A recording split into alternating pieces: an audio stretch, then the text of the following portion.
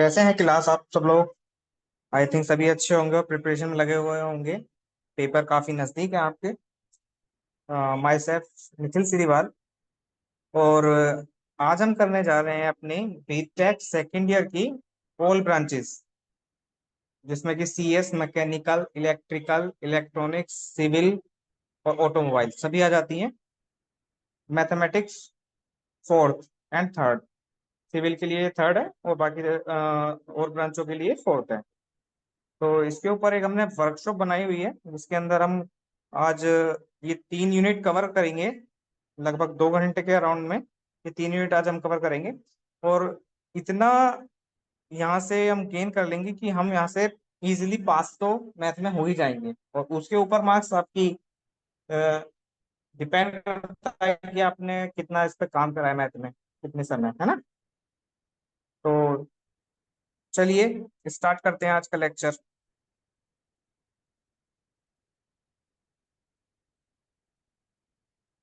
तो जैसे कि आप देख पा रहे होंगे, सिलेबस कुछ इस तरीके से है हमारा।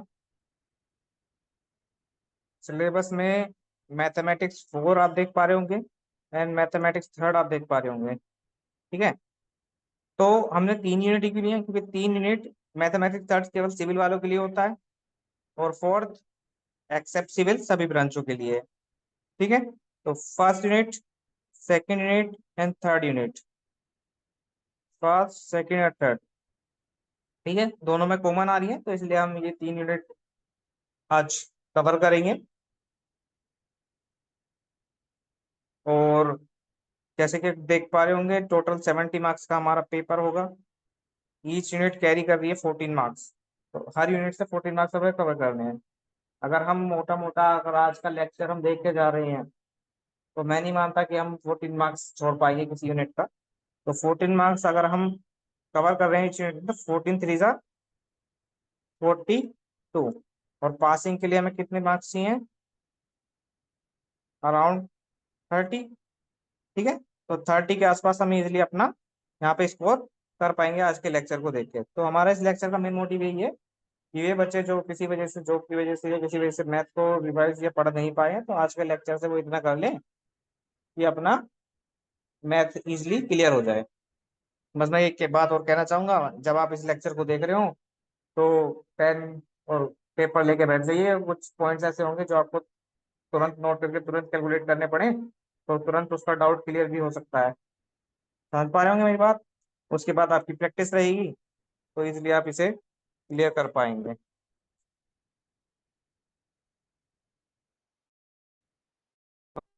यूनिट की first unit is partial differential equation, second unit application of partial differential equation and Fourier series and third is statistical techniques, जो कि दोनों सिलेबस में आपकी कॉमन देखने को मिलेगी।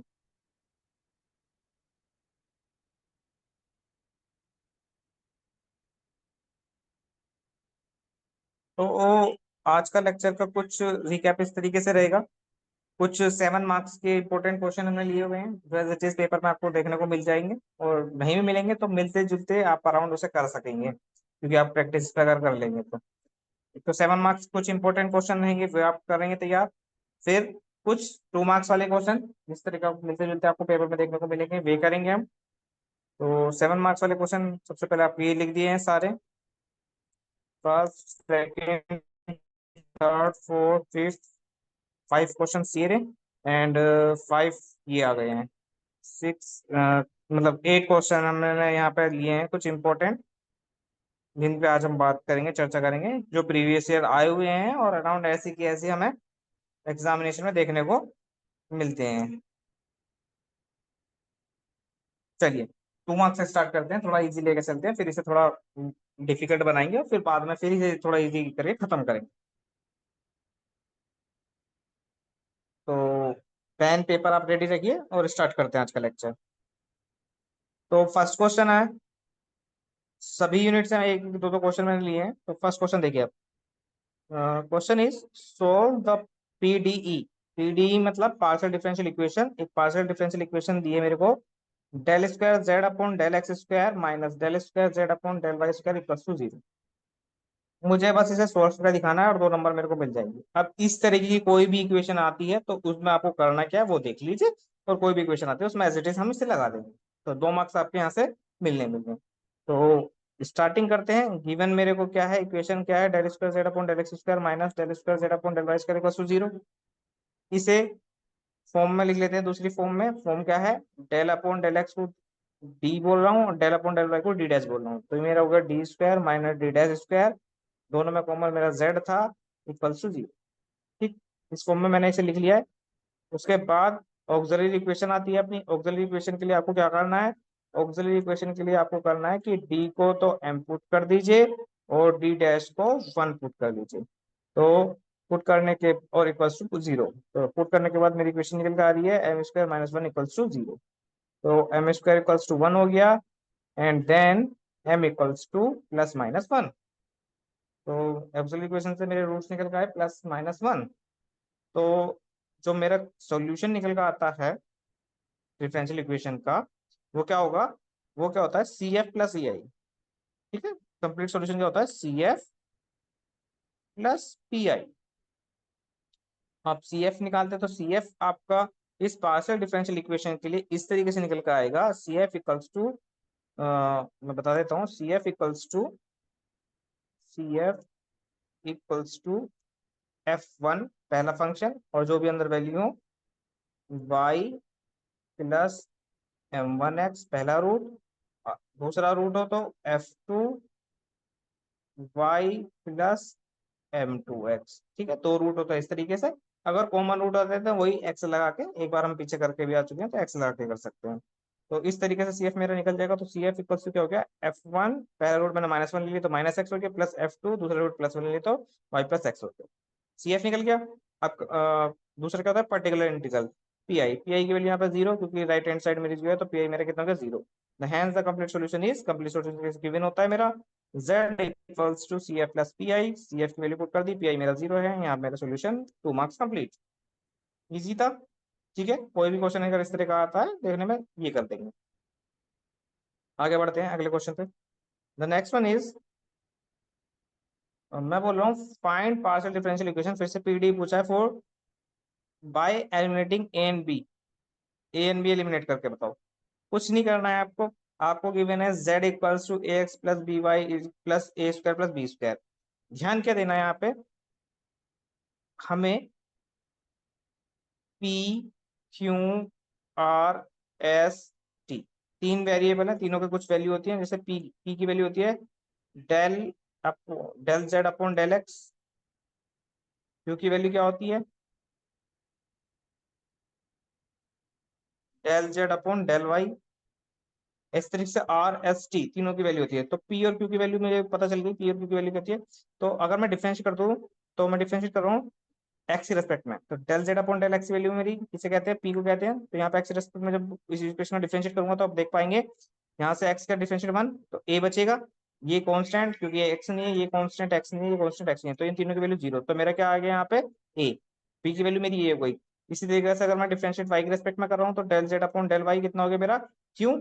यहाँ पे देखेंगे वाई के रेस्पेक्ट में केवल बी है, यहाँ पे देख पा रहे हैं वाई के रेस्पेक्ट में केवल बी है, मतलब y के साथ v है तो y की वैल्यू 1 हो गई, तो यहाँ पर b, y की वैल्यू 0। तो मेरे यहाँ से मिल गया है कि p की जगह a और q की जगह b, या a की जगह p और b की जगह q रख सकता हूँ। तो पूरी इक्वेशन मेरी चेंज हो गई, a और b मुझे एलिमिनेट करने थे, a और b की वैल्यू मैंने p और q निकाल ली और वापस मैंने मेन इक्वेशन में पुट कर ली। तो मेरा आंसर क्या आ जाता है, P X plus Q Y plus P square plus Q square equal to Z, और मेरे 2 मार्क्स कंप्लीट। चलिए आगे चलते हैं। फिर एक इस तरह का क्वेश्चन मिलेगा, obtain the partial differential equation that cons the family of square surface, family of surface. तो कुछ दिया है मेरे को, फिर से एक equation z equals to X minus alpha square plus Y minus beta square. ठीक है, आया हुआ क्वेश्चन है, बहुत बार आ चुका है। तो कुछ नहीं करना है, फिर सेम वही काम करेंगे। मुझे यहाँ पे अल्फा बीटा देखने को मिल रहे हैं और एक्स देखने को मिल रहा है, और मुझे चेंज करना है इसे। तो मैं क्या कर सकता हूँ, डिफरेंशिएट करके देखते हैं। जब मैं डिफरेंशिएट कर रहा एक्स के रेस्पेक्ट में, जब एक्स के रेस्पेक्ट में डिफरेंशिएट करते हैं बोलते हैं पी। करिए भैया, एक्स रेस्पेक्ट में डिफरेंस करेंगे तो जेड का del Z upon del X, X का क्या हो जाएगा, एक्स स्क्वायर का 2x होता है तो 2x, ये कांस्टेंट है तो ये 0 हो गया, y माइनस बीटा कांस्टेंट है तो 0 हो गया। तो यहाँ से अगर मैं x माइनस अल्फा की वैल्यू निकालूं तो p/2 आ जाएगी। ठीक है, सेम सिमिलरली अगर मैं y के रेस्पेक्ट में कर रहा हूँ तो इसे क्यू बोल रहा हूँ, तो ये हो जाएगा वाई स्क्वायर का 2y, 2y माइनस बीटा, तो y माइनस बीटा की वैल्यू q/2 आ जाएगी। तो मैंने भाई एक्स माइनस अल्फा और वाई माइनस बीटा की वैल्यू निकाल चुका हूँ। वापस कहाँ पुट कर देता दोनों मेन इक्वेशन में, तो ये मेरा आंसर आएगा Z equals to X minus alpha की जगह पी बाई टू का स्क्वायर, वाई माइनस बीटा की जगह क्यू बाई टू का स्क्वायर। ठीक है, स्क्वायर खोलते हैं, जो भी आया P square by four plus Q square by four मेरा आंसर। ये भी सिंपल था, नॉट अ टफ। फिर अनदर क्या मिल सकता है, देखिए, calculate the particular integral P I of the equation. सीधा एक पी आई पूछ लिया है 2 मार्क्स के लिए। तो कोई भी इक्वेशन दे, जरूरी नहीं ये होगी, आपको करना क्या है ये सीखेंगे। इक्वेशन मेरे को गिवन है ये रही, नहीं भी गिवन होती तो मैं डी वाली फॉर्म में चेंज कर लेता। इक्वल्स टू मैं ई की power X plus two Y, यानी कि आर एच एस दिया है तो पी आई इजिली निकल जाएगा, सी एफ निकालने की जरूरत नहीं है। सीधा पी आई पूछा तो पी आई निकालते हैं। तो पी आई के लिए आपको करना क्या है, P I equals to one upon F D. F D का मतलब क्या है, फंक्शन, जो भी मेरी इक्वेशन है वो डिफरेंशियल वाली, वो मेरी एफ डी है। और आर एच एस जो भी क्या है ई की power X plus two Y. ठीक है, एफ डी की वैल्यू क्या है यहाँ पे, D minus three D dash plus to. आपको कुछ नहीं करना है, ऊपर ई की पावर क्या है X plus two Y, compare करना है ई की power A x plus B Y से। ए और बी की वैल्यू उठानी है, ए की वैल्यू यहाँ से वन दिख रही है और बी की वैल्यू यहाँ से टू दिख रही है, यानी कि डी की जगह वन और डी डैश की जगह टू। ठीक है, ये दो वैल्यू ए और बी निकालनी है, डी की जगह ए और डी डैश की जगह बी, जहां ए मेरा वन है और बी मेरा टू है। पुट कर देनी है। पुट करने के बाद यहाँ पे जीरो नहीं बनना, कह रहा है माइनस का वन बाई थ्री, और इजिली मेरा आंसर आ जाएगा। आई थिंक आप समझ पा रहे होंगे। नेक्स्ट क्वेश्चन, एक क्वेश्चन आपका इस पे बनेगा। फर्स्ट यूनिट से कुछ क्वेश्चन होगा, सेकंड यूनिट की अगर मैं बात करूँ तो सेकंड यूनिट पे आप देखिए यहाँ पे सीखने वाली चीज, classification of partial differential equation. एक क्लासिफिकेशन के ऊपर क्वेश्चन आ जाता है 2 मार्क्स के लिए।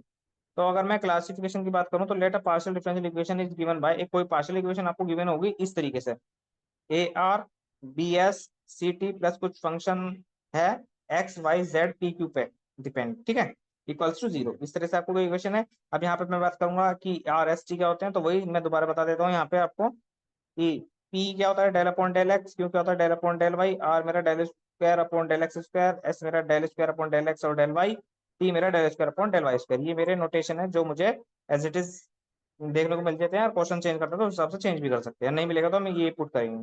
ठीक है, यहाँ से मैं अपनी इक्वेशन कंपेयर करूंगा, ए बी एंड सी की वैल्यू कंपेयर करने के बाद मुझे पुट करना है इस इक्वेशन में, b square minus four a C, B square minus four a C, B square minus four a सी। इस इक्वेशन में पुट करने के बाद मैं चेक करूंगा कि अगर मेरी वैल्यू जीरो से ग्रेटर आ रही है या जीरो से लेस आ रही है, जीरो से इक्वल आ रही है, उस हिसाब से मैं उसे क्लासीफाई कर दूंगा अपनी इक्वेशन को। अगर मेरी वैल्यू ग्रेटर देन जीरो आ रही है तो मैं उसे हाइपरबोलिक बोल रहा हूँ। अगर मेरी वैल्यू लेस देन जीरो आ रही है मैं उसे इलिप्टिकल बोल रहा हूँ। अगर मेरी वैल्यू इक्वल टू जीरो आ रही है तो उसमें पैराबोलिक बोल रहा हूँ। 2 मार्क्स के लिए आपको इतना याद रखना है, वेरी मतलब कुछ इतना टफ नहीं है, इजिली याद हो जाएगा। क्वेश्चन देखते हैं फटाफट इसके ऊपर। एक सिंपल क्या कर रहा है, classify the following partial differential, एक पार्शियल डिफरेंशियल इक्वेशन दी है सिंपल सी, ठीक है, क्लासीफाई करना है। तो आपने देखा del square you upon del x square, फिर कुछ देर का del square upon del X T, del X T, del square upon, यहाँ पे एक्स वाई की जगह एक्स टी दे रखा है। तो अगर मैं कंपेयर करना चाहूँ तो कर सकता हूँ, on comparing A R B S C T plus function X Y Z P Q equal to zero. और मुझे पता है del square upon del x square होता है, एस मुझे पता है del square upon del x del Y होता है, टी मेरा del square del Y square है। बट यहाँ पे वाई की जगह टी दे रखा है। ठीक है, मुझे तो कुछ नहीं चाहिए, मुझे तो ए बी सी की वैल्यू चाहिए, ए मेरा फोर हो गया, बी मेरा फोर हो गया, सी मेरा वन आ गया। कंपेयर करने से, कंपेयर करने के बाद मैंने वैल्यू पुट करी, b square minus four a c में, बी स्क्वायर की value four square minus four into a की वैल्यू फोर, सी की value one, 16 - 16 equal to zero. अगर मेरा इक्वल टू जीरो आ जाता है तो मैं कहता हूँ गिवन पार्शियल डिफरेंशियल कैसी है मेरी, इट इज पैराबोलिक, और दैट्स ऑल। ठीक है, नेक्स्ट फटाफट आगे चलते हैं। अगर आपको स्पीड तेज लग रही हो तो भाई इसे स्लो में करके आप देख सकते हैं, फिलहाल स्पीड हमें तेज रखनी पड़ेगी वरना हमें 3 मिनट कवर करनी है, वो नहीं हो पाएंगे। ठीक है, बीच में जब थोड़ा टफ क्वेश्चन आएगा तो उसमें स्पीड थोड़ी कम करेंगे। चलिए स्टार्ट करते हैं। Next one is classify the partial differential equation. फिर से क्लासीफाई करना है, बताना है कैसी है, और कुछ इक्वेशन मेरे को दे दी। अब देखिए आप यहाँ पे नोटेशन दिया है, आर दिया है, एस दिया है, टी दिया है, क्यू दिया है। बट इस नोटेशन की वैल्यू भी आपको साथ में गिवन है कि आर मेरा ये है, एस मेरा ये है, टी मेरा ये है। तो यहाँ पे आप गलती नहीं कर देना, अपनी तरफ से वाले मत मानने नोटेशन की, हमारी तरफ से हमने ये मान रखा है, ये तो जो उसने दिया उसके हिसाब से हम इसे कंपेयर करेंगे। तो गिवन क्या है, R plus two S plus sine square X T plus Q equal to zero. Comparing कर रहा हूँ मैं A R B S plus C T. अब कंपेयर करने के लिए यहाँ पे हमारा जो एस की वैल्यू थी वो चेंज है, एस और टी यहाँ पे आपस में चेंज है। तो यहाँ पे मेरा ए निकल के आया वन, सी क्योंकि मेरा टी की वैल्यू क्या है, del square Z upon del X Y, जो एस था वो टी था। ठीक है, तो यहाँ पे मेरा सी निकल के आएगा कितना, 2, और बी निकल के आएगा मेरा साइन स्क्वायर एक्स। इस चीज को आप समझ पा रहे हैं ना, कि यहाँ पे देखिए एक बार, जो मेरा एस था, जो एक्चुअली मेरी वैल्यू होती है वो कितनी होती है, del square Z upon del x del Y होती है, और जो टी होता है वो होता है del square Z upon del Y square. तो ये यहाँ पे इंटरचेंज कर रखे हैं, तो मेरी वैल्यू यहाँ पे पहले सी, पहले फिर बाद में मैंने बी निकाल लिया। ठीक है ना, ओके। तो अब क्या करना है, वैल्यू पुट करनी है, बी स्क्वायर माइनस 4ac लिया, बी स्क्वायर वैल्यू पुट करी, साइन स्क्वायर एक्स का होल स्क्वायर माइनस 4ac, तीन वैल्यू पुट करने के बाद मेरा फंक्शन बनता है 4 2 8, तो साइन पावर 4x माइनस 8। अब आपको ये चेक करना है कि भाई ये जीरो से बड़ा है जीरो से छोटा है। आपको पता है साइन की वैल्यू -1 से 1 तक जाती है, -1 से 1 तक जाती है, तो मैं इसकी साइन की वैल्यू 4 करूंगा तो 1 से 1 तक ही रहेगी। 1 - 8, 1 - 8 मेरा बैठेगा -7, यानी किसी भी साइन की वैल्यू के लिए मेरा आंसर लेस देन जीरो रहना, माइनस का रहना है। तो मैं क्या रख दूंगा, जो मेरा आंसर आया लेस देन जीरो है, और लेस देन जीरो के लिए मैं क्या लिखता हूँ, हैंस इट इज इलिप्टिकल। तो मेरा जो डिफरेंशियल इक्वेशन है कैसी है, इलिप्टिकल टाइप का चाहिए। Another one is, another question ले लेते हैं एक, अगली यूनिट से, थर्ड यूनिट से, in an asymmetrical distribution mean is 16, median is 20, calculate the mode of the distribution. Simple question, 10th class level का क्वेश्चन है। अब मीन मीडियन दिया है, मोड पूछा है, तो वी नो, हम जानते हैं mode equal to 3 median minus 2 mode. दोनों वैल्यू पुट करिए, मीडियन की वैल्यू 20 है, मीन की वैल्यू 16 है, सोल्व करने के बाद 28, तो मोड मेरा 28। एक simple question 10th class level. Another one is, what is the relation between the regression coefficient and the coefficient of correlation? तो ये क्वेश्चन, मतलब ये आता है इसका formula, R is equal to, इसके ऊपर क्वेश्चन भी आता है, R is equal to under root B Y X plus B X Y. यहाँ पे जो मेरे बी वाई एक्स और बी एक्स वाई है वो रिग्रेशन कोफिशिएंट है, और जो कोफिशिएंट ऑफ कोरिलेशन है वो मेरा आर है। ठीक है,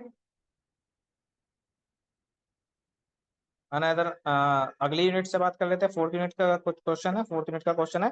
एक आपसे पूछता है यहाँ पे 2021-22 में आया हुआ क्वेश्चन है, right the statement of Bayes theorem. Bayes theorem क्या कहती है भाई, अब बेस थ्योरम का एक सिंपल सा फॉर्मूला है, let E1 E2 so on so on so on En be the set of event associated with a sample space S, where all the event E1 E2 so on En have non-zero probability of occurrence and they form a partition of S. Let A be any event associated with S, then according to Bayes theorem, तो Bayes theorem कहती क्या है, Bayes theorem कहती है भाई P E by A equals to P E into P A by E upon summation P E dot P A by E। ठीक है, अब ये कितनी बार रिपीट हो रहा है उस हिसाब से यहाँ पे समेशन मेरा खुल जाएगा, एक बार, दो बार, तीन बार। तो ये मेरी बेस थ्योरम का फॉर्मूला है, जिसे आप ऐसे याद रखते जाएंगे। कहता क्या है सिंपल सी, अगर मेरा कोई सैंपल स्पेस है, सैंपल स्पेस में कुछ अलग अलग टर्म बननी है, कि यहाँ पे E1, यहाँ पे E2, यहाँ पे E3, कुछ इवेंट निकल कर आ रहे हैं अलग अलग, और उनमें से एक इवेंट ए जो अकर हो चुका है उसकी बात मुझे करनी है, लेकिन वो बात करनी है कि वो किस इवेंट में अकर हुआ है, तो उसके लिए ये मेरा बेस थ्योरम यहाँ पे अप्लाई होती है। अनदर इज क्वेश्चन इज, एक सिंपल सा क्वेश्चन फिर 10th लेवल का है, पी ए मेरे को गिवन है प्रोबेबिलिटी, पी बी गिवन है एक प्रोबेबिलिटी, और p union a union b given है probability of a union B.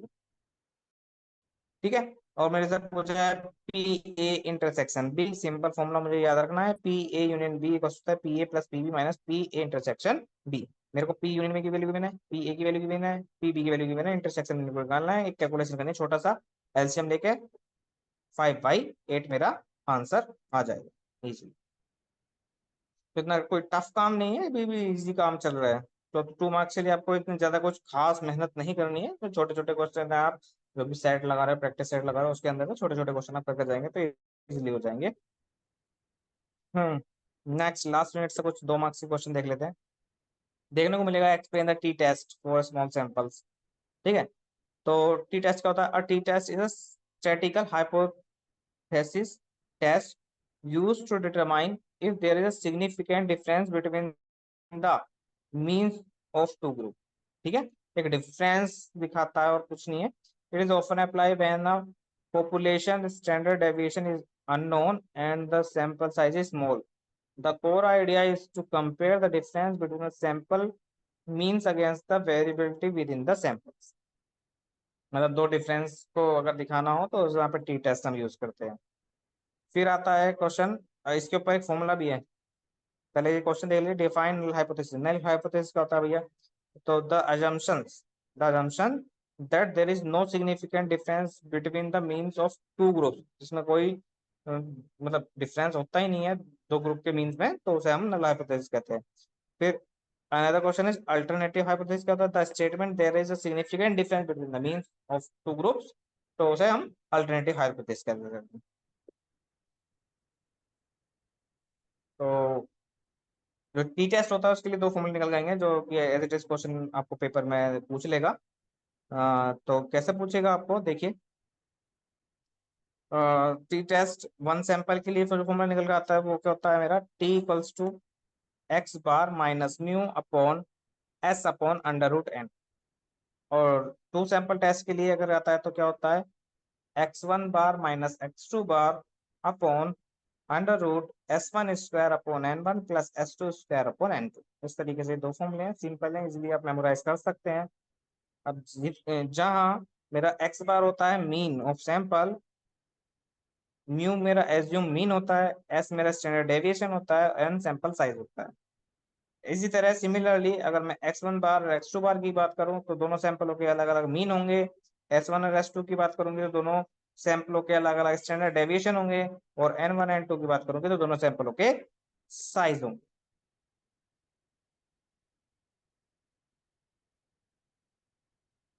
तो हमने खत्म करे हैं अपने 2 मार्क्स वाले कुछ क्वेश्चंस, जिनके आपको तैयारी करनी है। आप देखने में लगता है कुछ इतना टफ नहीं है, लेकिन जरूर होता है। Math is all over practice, practice practice practice, तो आपका काम बन जाएगा। चलिए। तो 2 मार्क्स वाले अब हमने खत्म कर दिए हैं क्वेश्चन। 5वें मिनट से कुछ क्वेश्चन लिए थे। अब स्टार्ट करते हैं 7 मार्क्स के क्वेश्चन, जो कि इम्पोर्टेंट ही है हमारे। बाहर इससे कुछ आना नहीं है, यही प्रैक्टिस करनी है। हल्का फुल्का डिजिट चेंज होगी, इतना हमें ज्ञान होता है कि डिजिट चेंज होती है, तो हमें क्या करना है? हमें पैटर्न सीखना है कि किस तरीके से पैटर्न चल रहा है क्वेश्चन का, और उसे अप्लाई करना है। ठीक है। तो यूनिट फर्स्ट की बात करते हैं। तो यूनिट में क्वेश्चन कराने से पहले मैं कुछ आपको थोड़ा बेसिक बताऊंगा। अब बेसिक जानना क्यों जरूरी है? भाई अगर हम बेसिक नहीं जानेंगे तो क्वेश्चन को कंपेयर नहीं कर पाएंगे। अगर मुझे क्वेश्चन में तो दो डिजिट चेंज करके दे रहा है वो, तो मुझे बनाना भी तो है वो। अब मुझे बेसिक हल्का सा नहीं पता होगा कि क्या होता है, तो बिना उसके मैं बना भी नहीं पाऊंगा। तो आई थिंक बेसिक पहले देख लेते हैं हल्का सा, ज्यादा घुसेंगे नहीं। तो अपना क्वेश्चन करने से पहले थोड़ा सा बेसिक देख,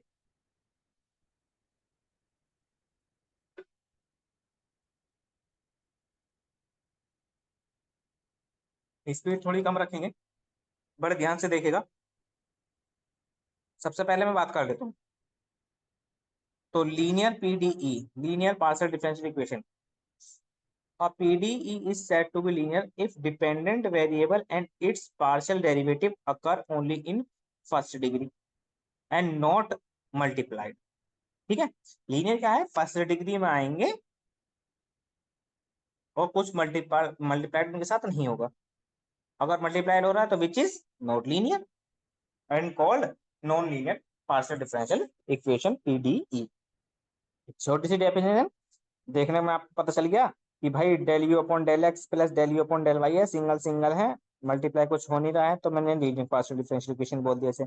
लेकिन जो दूसरी वाली है उसमें क्या मल्टीप्लाई हो रहा है? यू मल्टीप्लाई हो रहा है, तो क्या बोल दिया? नॉन लीनियर बोल दिया।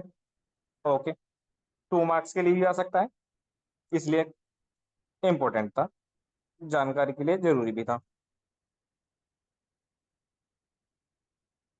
आज का पेपर में आने वाला क्वेश्चन, जिसे लिख के ले सकते हैं आप, इम्पोर्टेंट, मोस्ट इम्पोर्टेंट, 100% पेपर में देखने को मिलेगा। ठीक है। तो पूरी ध्यान से, पूरा फोकस, 7 मार्क्स अगर यहाँ से मुझे ठाने हैं तो बड़े ध्यान से मैं इस क्वेश्चन को देखूंगा। 7 मार्क्स के लिए 4-5 मिनट भैया इस पे लगा देते हैं। तो क्या है? लैग्रांज इक्वेशन है। ठीक है। लैग्रांज इक्वेशन है a quasi linear partial differential equation of order 1 is the form of. एक quasi linear partial differential equation होती है फर्स्ट ऑर्डर की, जो कुछ इस प्रकार से होगी। P, capital P, small P, capital Q, small Q equals to capital R. अब यहाँ पे ये क्या है दिख रहा है, एक्स वाई जेड। जो कैपिटल पी है वो फंक्शन होगा या डिपेंडेंट होगा एक्स वाई जेड पे, जो कैपिटल क्यू होगा वो डिपेंडेंट होगा एक्स वाई जेड पे, और जो कैपिटल आर है वो डिपेंडेंट होगा एक्स वाई जेड पे, या फंक्शन होगा एक्स वाई जेड पे। बट जो स्मॉल पी स्मॉल क्यू है, ये तो हम जानते हैं, अभी मैंने पीछे पढ़ाया। Small P small Q, small P क्या था मेरा, small P is del upon del X, small Q del upon del Y. हमेशा ये नोटेशन यही रहेगी, जब तक वो चेंज नहीं करता। तो लिखा हुआ है where p Q r the function of x Y z such the differential equation is called Lagrange equation. इस तरीके को डिफरेंशियल इक्वेशन अगर देखने को मिलेगी तो वो लैग्रांजी डिफरेंशियल इक्वेशन होगी, और उसे हम इस मेथड से सोल्व करेंगे, लैग्रांजी मेथड से। Okay.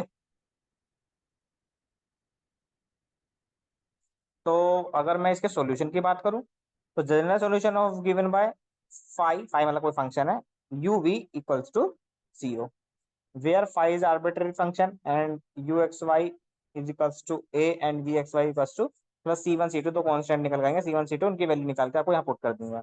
Are two linear independent solution. आपको करना क्या है, अब ऑक्सिलरी इक्वेशन बनेगी, अपने पहचान लेके लैग्रांज से मुझे करना है। तो ऑक्सिलरी इक्वेशन कुछ इस प्रकार बनेगी, देखिए dx upon P, dy upon Q और dz upon R. P Q R की वैल्यू यहाँ डालनी है, सोल्व करना है। और सोल्व करने में कुछ नहीं करना है, पार्शियल डिफरेंशियल इक्वेशन जैसे ट्वेल्थ क्लास में करी थी या पिछली क्लास में हम पढ़ गए हैं, उसी मेथड से हम इसे सोल्व करेंगे और उसका आंसर आ जाएगा। अब सोल्विंग के भी तरीके होते हैं, सोल्व बाय यूजिंग ग्रुपिंग या मल्टीप्लाई, या दोनों से कर सकते हैं। ये ग्रुपिंग मल्टीप्लाई क्या होता है कि अगर मैं आपको एक बात बताऊं कि 1/2 इक्वल्स टू 2/4 इक्वल्स टू 4/8, आपको पता है तीनों रेशो की वैल्यू सेम है। अब इन तीनों रेशियो में मैं अपनी तरफ से कुछ बात कर कहना चाहूँ कि ये 1/2 है, आंसर 1/2 ही आना है। अगर मैं फर्स्ट और सेकंड की आपस में मल्टीप्लाई कर दूं तो 2 1 2 और 2 4 8, ठीक है। अगर मैं इनकी मल्टीप्लाई करता हूँ तो मेरे आंसर पे क्या चेंज आएगा, 2 1 2 2 4 8। और इन दोनों की आपस में मल्टीप्लाई कर देता हूँ मैं, तो रेशो मेरे चेंज नहीं होंगे। अगर मैं इन दोनों के आपस में मल्टीप्लाई करता हूँ तीनों की इस तरीके से, तो मेरे रेशो पे कोई चेंज नहीं आएगा। और ग्रुप में भी ले सकता हूँ, मैंने प्लस करके भी ले सकता हूँ, मेरा रेशियो चेंज नहीं होगा। तो ये मेथड इसलिए यूज हो जाते हैं। तो स्टार्ट करते हैं आज का पहला question. Solve by using grouping, एक इक्वेशन दे दी है, सोल्व करना है। चलिए करते हैं सोल्व। अब आपको करना क्या है, बस पहचानना है कि लेग्रांजे है या नहीं है। लेग्रांजे की पहचान क्या है, पी क्यू दिख रहा है आपको एक साइड, ये रहा पी, देख पा रहे होंगे आप, ये रहा पी एंड ये रहा क्यू। और तो पी क्यू तो नहीं है, एक साइड बस पी क्यू दिखना चाहिए, मतलब लेग्रांजे अपनी अपने आप से बन गई। बाकी बचा हुआ कंपेयर कर देते हैं, P P plus Q Q plus two R, compare करा लेग्रांजे से। लेग्रांजे से कंपेयर करने के बाद कैपिटल पी की value Y Z, capital Q की वैल्यू जेड एक्स और कैपिटल वाई की वैल्यू एक्स वाई, तीनों वैल्यू निकाल दी। ऑक्सिलरी इक्वेशन पे आ जाते हैं, स्टेप बाय स्टेप जा रहे हैं। लेग्रांजे चेक करी, लेग्रांजे चेक करने के बाद कंपेयर कर दिया, पी क्यू आर की वैल्यू आ गई। ऑक्सिलरी इक्वेशन लिख लेते हैं लेग्रांजे की। ऑक्सिलरी इक्वेशन क्या होती है लेग्रांजे की, D x upon P D Y upon Q D Z upon R, ठीक है, इक्वल टू, ठीक है। पी क्यू आर की वैल्यू डाल देते हैं, पी की वैल्यू हो गई वाई जेड, क्यू की वैल्यू जेड एक्स और आर की value X Y. First second third नाम दे दिया, फर्स्ट सेकंड थर्ड। अब करना क्या है, अगर मैं फर्स्ट और सेकंड को ले लूं, the first one is second one is, मैंने फर्स्ट और सेकंड को ले लूं, तो आप देख पा रहे होंगे जेड से जेड कैंसिल हो गए यहाँ पे। अब जब जेड से जेड कैंसिल हुआ है भाई, सेपरेट कर लेते हैं। ऑन सेपरेटिंग, सेपरेटिंग का मतलब क्या होता है, एक्स वाले एक्स साइड, वाई वाले वाई की साइड। तो ये एक्स इधर आ गया डीएक्स के साथ, वाई इधर आ गया वाई डी वाई के साथ, इक्वेशन में क्या हो गया, 0। ऑन इंटीग्रेशन सोल्व करना है, on integration, on integration, integrate करते हैं भाई, एक्स का integration x square by two, y का integration y square by two, constant निकल गया C1, टू C1 के साथ चला गया, कॉन्स्टेंट है तो सी K1 कह दिया, तो x square minus Y square की वैल्यू कितनी आ गई मेरी, K1। सोल्व। अगर मैं सेकंड और थर्ड को ले लूँ, अब मैं सेकंड और थर्ड को लेके बात करता हूँ, सेकंड की वैल्यू कितनी है, d Y upon z x और d Z upon x y. फिर यहाँ पे एक्स एक्स कैंसिल, फिर वही वेरिएबल सेपरेट कर देते हैं, वाई के साथ डी जेड आ रहा है, गलत लिख दिया, वाई के साथ डी वाई हो गया और जेड के साथ डी जेड हो गया, ठीक है। तो ऑन इंटीग्रेशन इंटीग्रेशन यहाँ पे कर देते हैं, तो वाई का वाई स्क्वायर बाई टू हो गया, जेड का जेड स्क्वायर बाई टू हो गया, कॉन्स्टेंट निकल के आया C2। टू C2 सब दे दिया, तो अनदर कॉन्स्टेंट मान लिया K2। तो Y square minus Z square की वैल्यू K2 हो गई। अब आपको क्या करना है, जो जनरल सोल्यूशन है, दो वैल्यू निकल के आएंगी, जिन्हें यू भी कह रहे हैं, C1 C2 कह रहे हैं, उन्हें रख देते हैं। तो लास्ट सोल्यूशन में 5 C1 एंड C2 कितना 0 रखना है। तो 5 C1 की वैल्यू कितनी है, C1 की वैल्यू कितनी आई थी, x square minus Y square, comma C2 की वैल्यू कितनी आई, y square minus Z square equal to 0। ये मेरा सोल्यूशन हो गया, आंसर।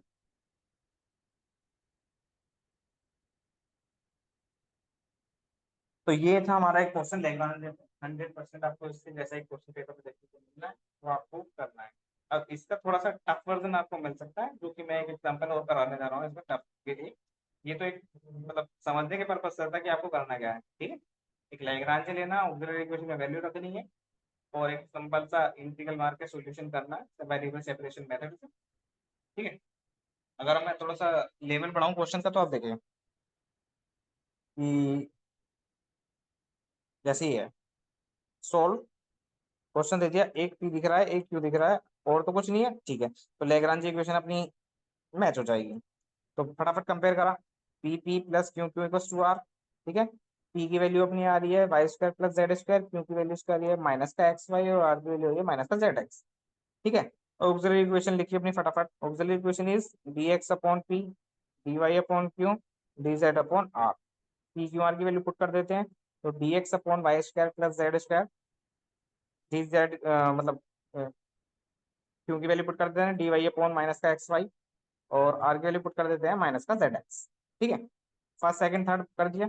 अगर फर्स्ट सेकंड थर्ड कर दिया, अब मैं देख रहा हूँ सेकंड और थर्ड देखने में सिमिलर लग रहे हैं, सेकंड और थर्ड देखने में सिमिलर लग रहे हैं, तो सेकंड और थर्ड को पहले सोल्व कर ले, इजीली सोल्व हो जाएंगे। तो टेकन सेकंड थर्ड। अब मैं सेकंड थर्ड को ले रहा हूँ, तो यहाँ पे मेरा एक्स से एक्स कैंसिल हो गया, माइनस से माइनस कैंसिल हो गया। अब मुझे देखने में दिख रहा है कि भाई सेपरेट करने की जरूरत नहीं है, एक्स वाले एक साइड है, वाई वाले एक साइड है, इजिली इंटीग्रल करके सोल्यूशन निकल जाएगा। चलो इंटीग्रल कर लेते हैं। इंटीग्रल करने पर 1/y का log y हो गया, 1/z का log z हो गया, इधर माइनस का कर लिया है, और कांस्टेंट निकल के आया C1, बट मैंने जब log में आ रहा था log C1 हो गया, ठीक है। log की प्रॉपर्टी माइनस में तो डिवाइड में आ गए, log y upon z equal log C1, log से log कैंसिल, तो y अपॉन z की वैल्यू कितनी आ गई, C1। तो C1 की वैल्यू कितनी आ गई, y अपॉन z। तो ये मुझे इजी दिख रहा था, है ना, इजी दिख रहा था, तो मैंने सेकंड और थर्ड को लेके निकाल दिया। बट अब क्या करूं कि मैं कौन सी दो लूं कि एक C2 और निकालूं, अनदर कांस्टेंट निकालूं। तो मैंने उसके लिए क्या करा है, मैंने उसके लिए क्या करा है, मल्टीप्लाई एक्स वाई जेड।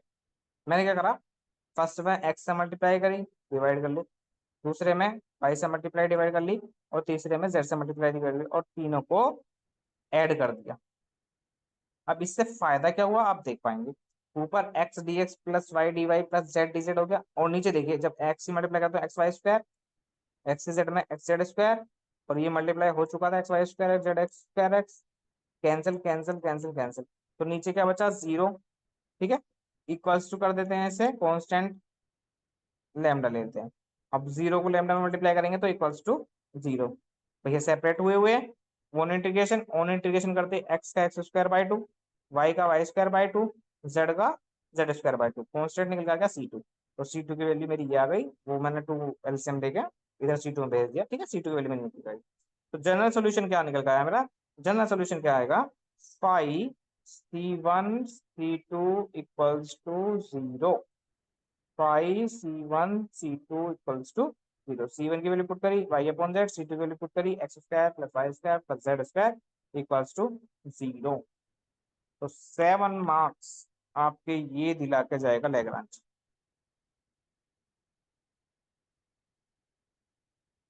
ठीक है। समझ में आता है।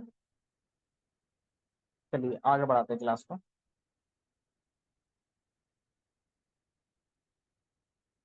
कुछ क्वेश्चन जैसे 2 मार्क्स के लिए देखने को मिल जाते हैं, वो भी मैंने बीच बीच में डाल दिए हैं।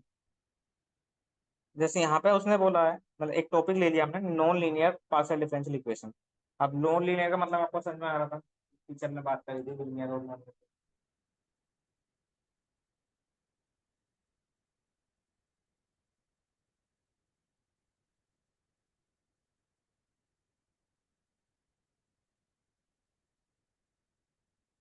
तो इसके अंदर हमें कभी कभी 2 मार्क्स में एक कुछ स्पेशल टाइप देखने को मिल जाते हैं। मतलब सीधे तरीके से नहीं हो रहे तो हम सोचेंगे लैग्रांज लगाएं क्या लगाए 2 नंबर में, और 2 नंबर में हमें करना भी क्वेश्चन इतना लेंथी नहीं होता। तो उसके लिए देखिए, अगर मैं बात करूं सम स्पेशल टाइप की, तो टाइप 1 में equation involving only P and Q, उस इक्वेशन में इसमें केवल पी और क्यू आ रहे हो, तो function P Q equal to 0।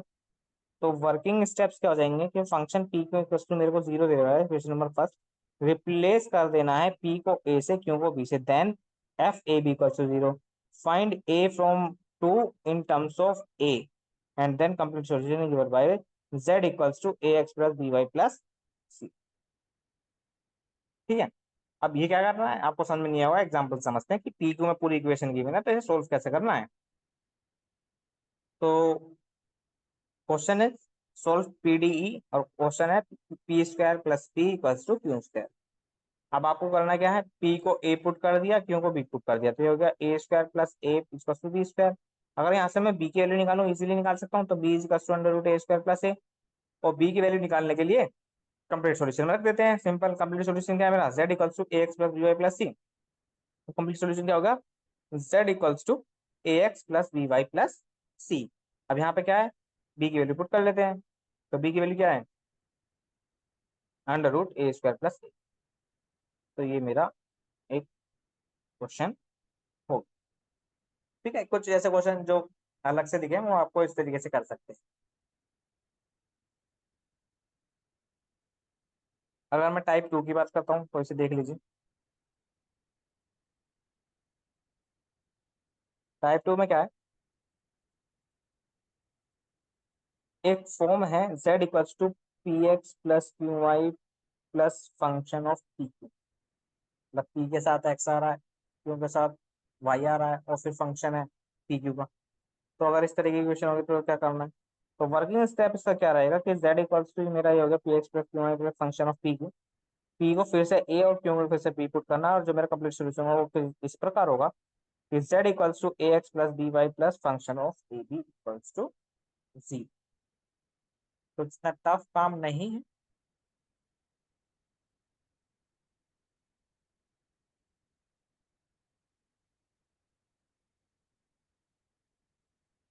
चलिए इसके ऊपर एक क्वेश्चन ले लेते हैं। क्वेश्चन इज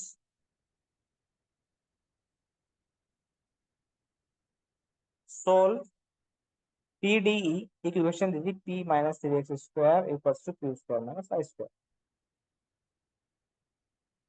तो आपने देखा, अगर मैं इसे ए पुट कर लूं, p minus 3x square equals to q minus Y square equals to a, तो यहाँ से अगर मैंने दोनों को ए पुट कर लिया है, तो पी की वैल्यू यहाँ से निकाल लूं ए के इक्वल रख के, क्यू की वैल्यू यहाँ से निकाल लूं ए के इक्वल रख के। पी और क्यू की वैल्यू मैंने निकाल ली ए पुट करके। ठीक है। अब जो मेरा कंप्लीट सॉल्यूशन है वो क्या है मेरा, D Z equals to P D X plus Q D Y. यहाँ पी और यहाँ क्यू की वैल्यू डालनी है, ये दी मेरी पी की वैल्यू, ये दी मेरी क्यू की वैल्यू। ठीक है। सॉल्व करना है, इंटीग्रेशन कर दो, इंटीग्रेशन करते जेड का डी जेड का जेड हो गया। यहाँ पे एक्स के रेस्पेक्ट में करना है तो एक्स स्क्वायर का x cube by three, three से थ्री कैंसिल। ए का करना है ए एक्स, अंडर रूट ए प्लस वाई का करना है तो 2/3 ए प्लस वाई की पावर 3/2, और कैंसिल आ गया। तो इस तरीके से मैं ये कुछ भी क्वेश्चन अगर मेरे पास आता है जो देखने में मुझे अजीब लग रहा है तो इन मेथड का अप्लाई कर सकता हूँ। दूसरा क्वेश्चन आपका यहाँ से बन सकता है 7 मार्क्स के लिए, चारपिट मेथड। अभी चारपिट मेथड क्या करता है देख लीजिए आप। जैसे कि आपने लेग्रांजे पढ़ा है, सेम कुछ इस तरीके से देखने को मिलेगा, बस थोड़ा सा हेर फेर है डिजिटल। जैसे कि क्वेश्चन है P X plus Q Y minus P Q plus to 0। आपने देखा लेग्रांजे से तो सॉल्व नहीं होने वाला। ठीक है, लेग्रांजे तो सॉल्व नहीं होगा ये, क्योंकि एक पी और एक क्यू होने चाहिए, लेकिन पी क्यू एक्स्ट्रा हो गए हैं। तो मैंने चारपिट मेथड अप्लाई कर रहा हूँ। अब चारपिट मेथड क्या कहता है कि जो इक्वेशन है वो फंक्शन की फॉर्म में लिख दो। फंक्शन जो भी हो मेरा, function of x Y Z P Q के इक्वल टू जीरो की फॉर्म में लिख। तो मैंने सारे फंक्शन एक्सेप्ट कर दिए, P X plus U Y minus P Q zero, ये मेरा फंक्शन हो गया। फंक्शन होने के बाद चार्टपिट इक्वेशन की जो ऑक्सिलरी इक्वेशन होती है कुछ इस प्रकार की होती है, d x upon del f upon del p, D Y upon del f upon del p, d Z upon minus का p del f upon del p minus का q del f upon del p equals to d P upon del f upon del x plus p del f upon del Z equals to D Q upon del f upon del y plus q del f upon del Z equals to, या कोई भी मेरा function constant मान लिया। तो इस तरीके से चार फिट इक्वेशन है जो आप एक बार मेमोराइज करेंगे, लिख के देखेंगे तो इजीली याद हो जाएगी। अब जो जो इसके अंदर डिफ्रेंशिएट हो रहे हैं फंक्शन को उसकी रेस्पेक्ट में डिफ्रेंशिएट करेंगे और फटाफट उसकी वैल्यू पुट कर देंगे। तो पहला डिफरेंशिएट देखिए, पहला डिफरेंशिएट क्या है, पी की रेस्पेक्ट में। तो ऊपर इक्वेशन पे जाते हैं, पी की रेस्पेक्ट में करेंगे तो यहाँ से एक्स बचेगा, यहाँ से जीरो हो जाएगा, यहाँ से क्यू बचेगा यानी कि एक्स माइनस। तो मैंने यहाँ पे लिख दी एक्स माइनस। दूसरे वाले में क्यू की रेस्पेक्ट में करना है, जब मैं इस इक्वेशन को क्यू की रेस्पेक्ट में करूंगा तो ये जीरो हो गया, यहाँ से वाई बचा और यहाँ से पी बचा, तो वाई माइनस। तीसरे वाले में बोल रहा है, तीसरे वाले में बोल रहा है पी की रेस्पेक्ट में और क्यू की रेस्पेक्ट में करना और पी से क्यू से मल्टीप्लाई करना। तो ये रहा पी की रेस्पेक्ट में करने के बाद, ये रहा क्यू की रेस्पेक्ट में और पी और क्यू से मल्टीप्लाई कर। तीसरे वाले में बोल रहा है एफ का एक्स रेस्पेक्ट में और एफ का जेड के रेस्पेक्ट में। तो जेड तो यहाँ पे है ही नहीं इक्वेशन में, तो जेड वाला तो जीरो हो गया। तो एक्स के रेस्पेक्ट में करूंगा तो क्या बच रहा है, पी। दूसरे में वाई के रेस्पेक्ट में करूंगा तो क्यों, क्योंकि जेड के रेस्पेक्ट में जीरो है। और तीसरा है।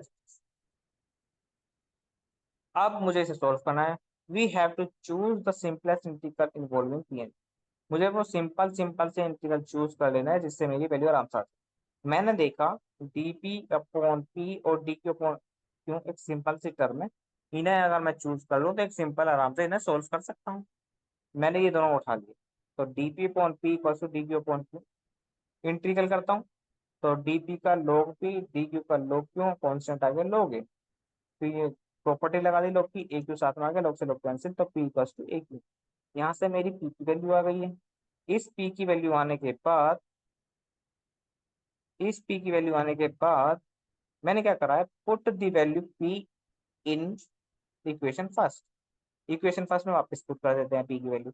तो इक्वेशन फर्स्ट थी वहां जाना, मैंने पी की वैल्यू पुट करनी है, ये कर दिया ए एक्स प्लस वाई ए क्यू स्क्वायर। ठीक है, पुट करने के बाद यहाँ से मेरी क्यू की वैल्यू आ गई, q equals to A x plus y upon a. अब मेरे पास पी की वैल्यू भी है और क्यू की वैल्यू भी है। तो मेरा जो कंप्लीट सॉल्यूशन होता है वो क्या होता है, D Z equals to P D X plus Q D Y.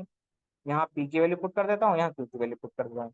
Value put करने के बाद मैंने देखा, अगर मैं ए से यहाँ पे मल्टीप्लाई कर एलसीएम लेके दूसरी साइड ले जाता हूँ तो ए डी जेड हो गया, और ये मेरा इस तरीके से दिखने लगा, क्वेश्चन कॉमन आ गया ना, वाई प्लस ए एक्स। ठीक है, अंदर क्या बचा मेरा, A D X plus D Y. तो ये तो साथ में रखा हुआ डायरेक्ट इंटीग्रल है। तो मैंने ऑन इंटीग्रेशन करा तो यहाँ से ए जेड और यहाँ पे मेरा गया Y plus A X square by two, और कॉन्स्टेंट निकल के आ गया मेरा। इस तरीके से मैं चार्ट मेथड से ये क्वेश्चन सोल्व कर सकता हूँ जो लैग्रेंज से नहीं हो पाए। ओके, चलिए आगे चलते हैं, इस यूनिट का लास्ट टॉपिक। ये तो दोनों मतलब लैग्रेंज चार्ट एक ही क्वेश्चन के टॉपिक्स हो गए जो कि आपको पेपर में देखने को मिलेंगे। The another one is linear partial differential equation of higher order.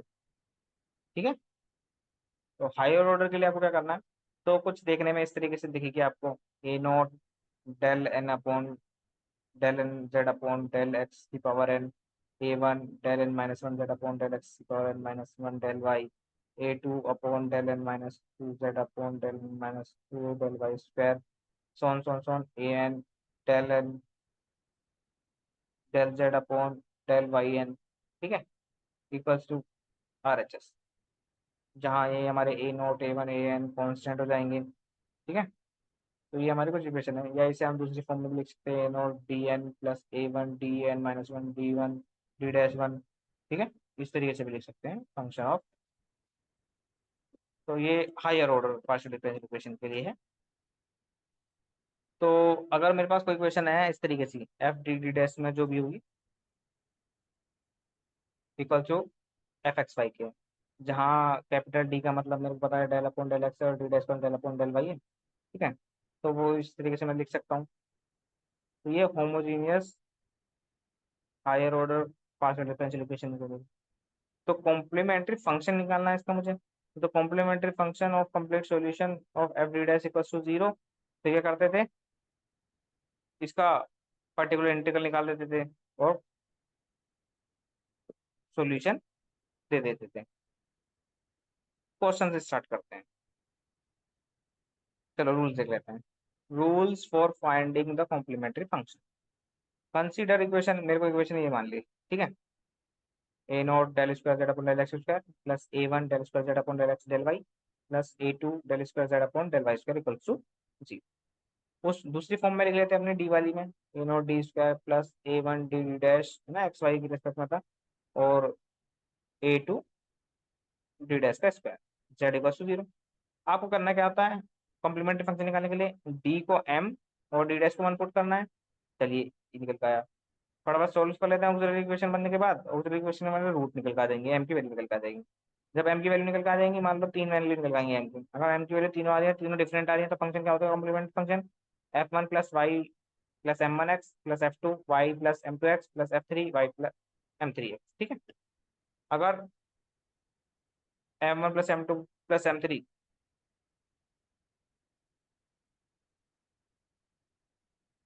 M one equals to M two है, M three not equals to M three, दो वैल्यू सेम है, तीसरी सेम नहीं है। तो F one Y one plus M one X और X के साथ F two plus Y M two X, ठीक है, दो वैल्यू सेम है और तीसरी सेम नहीं है तो उसके साथ एक्स नहीं आने का। अगर तीनों सेम आ जाएंगे तो F one Y one plus M one X plus X F two plus Y plus M one X plus X square F three Y plus M one X. तो इस तरीके से हमारा कॉम्प्लीमेंट्री फंक्शन निकल जाएगा। चलिए फटाफट क्वेश्चन ले लेते हैं टाइम को ना गवाते हुए। तो बोल रहा है सोल्व, और सिंपल एक इक्वेशन दी, आपने फटाफट चेक करा कि हायर ऑर्डर डिफरेंशियल इक्वेशन है, सोल्व करना है। तो अब लेग्रांजे चार पिट राइट कुछ मेथड नहीं लगाना है, अपना सोल्व करना है बेसिक मेथड से। C F plus P I निकालते हैं। तो फटाफट चेंज करा इसे, D cube minus three D square D dash plus four D dash का cube Z equals to E की power X plus two Y. फिर क्या करना है, ऑक्सिलरी इक्वेशन बना लेते हैं। तो डी को एम पुट कर लिया, डी डैश को वन पुट कर लिया। एम पुट करने के बाद इक्वेशन कुछ इस तरीके से दिखी, M cube minus three M square plus four equals to zero, ठीक है। थर्ड डिग्री इक्वेशन है, फैक्टर कर लेते हैं भैया।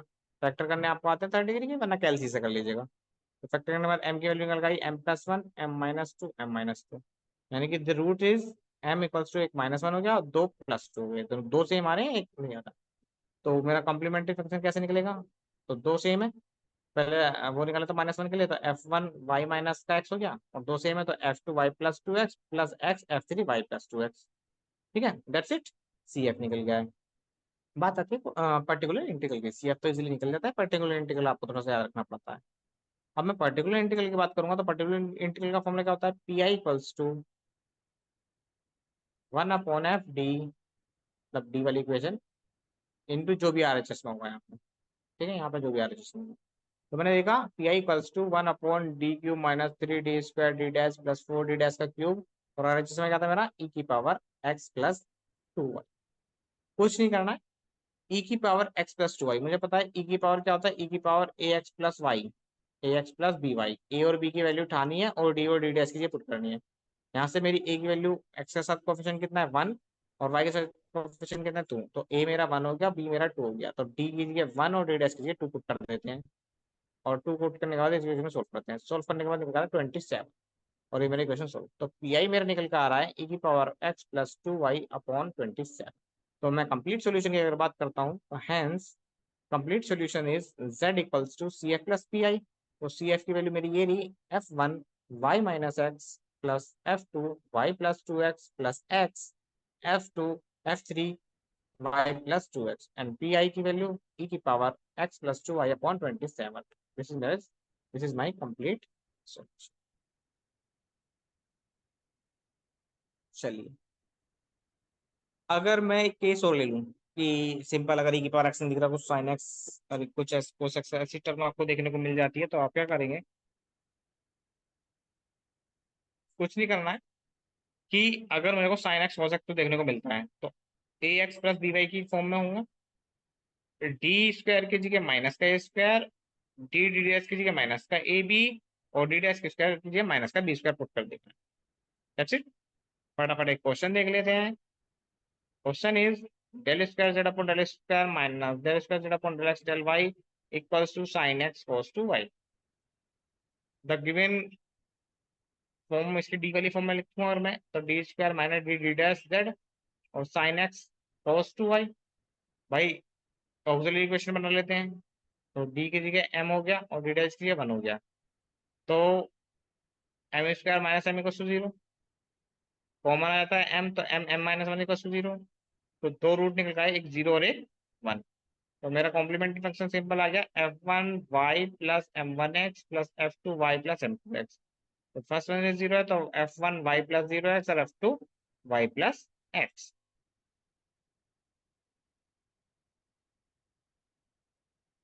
अब पी आई की बात कर लेते हैं।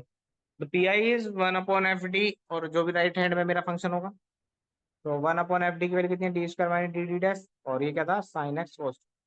अब ये साइन एक्स कोस टू आई, इसे फॉर्मूला लगाकर चेंज कर ले थोड़ा सा। तो फॉर्मूला लगाया मैंने, तो ये फॉर्मूला लगा मेरा sine A plus B plus sine A minus B, one by two sine A plus B plus sine A minus B. लगा दिया formula, sine A plus B plus sine A minus, और दोनों को अलग अलग कर दिया, one by two one by, है ना। अब इसे मैं पी वन बोल रहा हूँ फर्स्ट पर्टिकुलर इंटीग्रल, इसे मैं पी टू बोल रहा हूँ सेकंड पर्टिकुलर इंटीग्रल, ठीक है। तो फर्स्ट इंटीग्रल के लिए यहाँ पे ए की वैल्यू वन है और बी की वैल्यू टू है, तो डी स्क्वायर की जगह माइनस का स्क्वायर पुट करना है, डी डी डैश की जगह माइनस का पुट करना है। तो वन का स्क्वायर वन होता है, माइनस का वन पुट करना है, और टू टू माइनस का टू पुट करना है। तो ये रहा टू इंटू माइनस का और माइनस का टू। तो सोल्व होकर मेरी value I one by two sine X plus to. ऐसे दूसरे में यहाँ पे मेरी ए की वैल्यू वन है और बी की वैल्यू माइनस टू है, वहाँ प्लस टू थी, यहाँ माइनस टू है। तो ये मैंने वैल्यू यहाँ पे पुट करी, तो यहाँ पे मेरे सोल्व हो रहा है minus one minus two minus three, two three जो सिक्स, माइनस का सिक्स, और ये साइन एक्स माइनस टू है।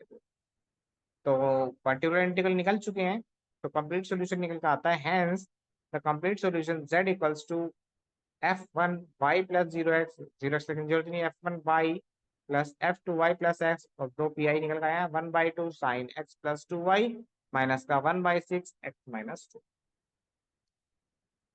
तो इस तरीके से ये क्वेश्चन आप कर पाए। तो first unit I think complete हो चुकी है आपकी। फर्स्ट यूनिट में से आपको इतना ही तैयार करना है। अब हम बात करते हैं second unit. Wait a minute guys.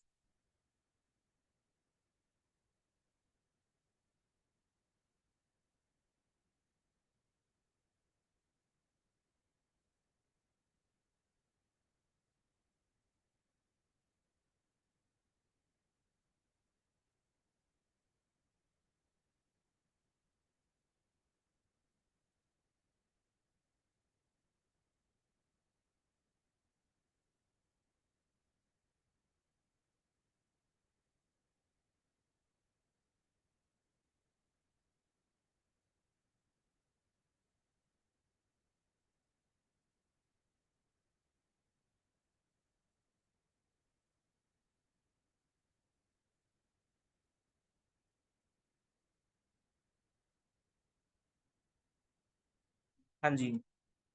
तो गला सूख गया, थोड़ा पानी पिया है। तो फर्स्ट यूनिट, ये जो आपने अभी पोर्शन करा है लैग्रांजे हुआ उसके अंदर, और लैग्रांजे में आपको चार पीट देखने को मिला, और फिर हायर डिग्री पार्शियल डिफरेंशियल देखने को मिली।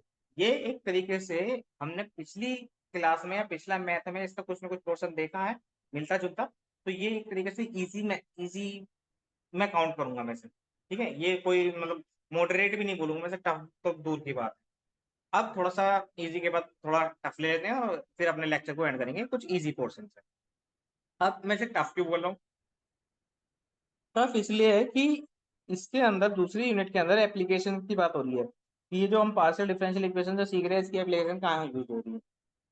अब इसका यूज करने के लिए अगर मैं आपको बात बताऊं तो सेकेंड यूनिट से स्टार्ट करते हैं।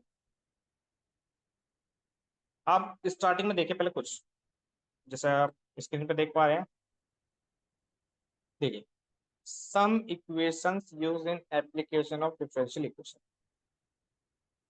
पार्शियल डिफरेंशियल इक्वेशन की एप्लीकेशन की बात कर रहे हैं तो कुछ इक्वेशंस हैं वहां पर जो हम उसे यूज कर रहे हैं जो कि डिफरेंशियल इक्वेशन है। अब उन डिफरेंशियल इक्वेशन को जब हम यूज कर रहे हैं तो उनके सॉल्यूशन हमें चाहिए देखने के लिए, तो वो सॉल्यूशन हमें निकालने हैं। अब इक्वेशन कैसी है मैं देखिए पहले एक बार। पहली first one is del square you upon del T square minus C square del square you upon del x square. This equation known as one dimensional wave equation. इन मैंने चार इक्वेशन लिख रखे हैं, इन चारों को आप एज इट इज यहीं भी मेमोराइज मार दीजिए, मतलब एकदम दिमाग में फिट कर लीजिए। एक आध पेपर में देखने को मिल जाएगी 2 मार्क्स में, वो भी मतलब टिक कर देना या फिर मतलब एज इट इज नोट करिए आना। तो first one is del square you upon del T square is equal to c square del square you upon del x square, जिसे बोल रहे हैं हम one dimensional wave equation. The second one is del u upon del t equals to c square del square u upon del x square. This is one dimensional heat equation. Third one is del square u upon del x square plus del square u upon del y square equals to 0. This is two dimensional Laplace equation. And last one is del square u upon del t square equals to c square del square u upon del x square plus del square u upon del y square. This is two dimensional wave equation. अब क्या है कि 2 marks में directly question ही पूछ लेता है कि ये वाली वेरिएशन लिख के दिखाओ, सोल्यूशन तो इसका पूछा नहीं कि खासा लंबा क्वेश्चन होता है सोल्यूशन के लिए। तो एक तो आप 2 मार्क्स के लिए इन्हें याद कर लेंगे। अब ये इक्वेशन आपको मिल चुकी है, इनके आपको सॉल्यूशन देने हैं।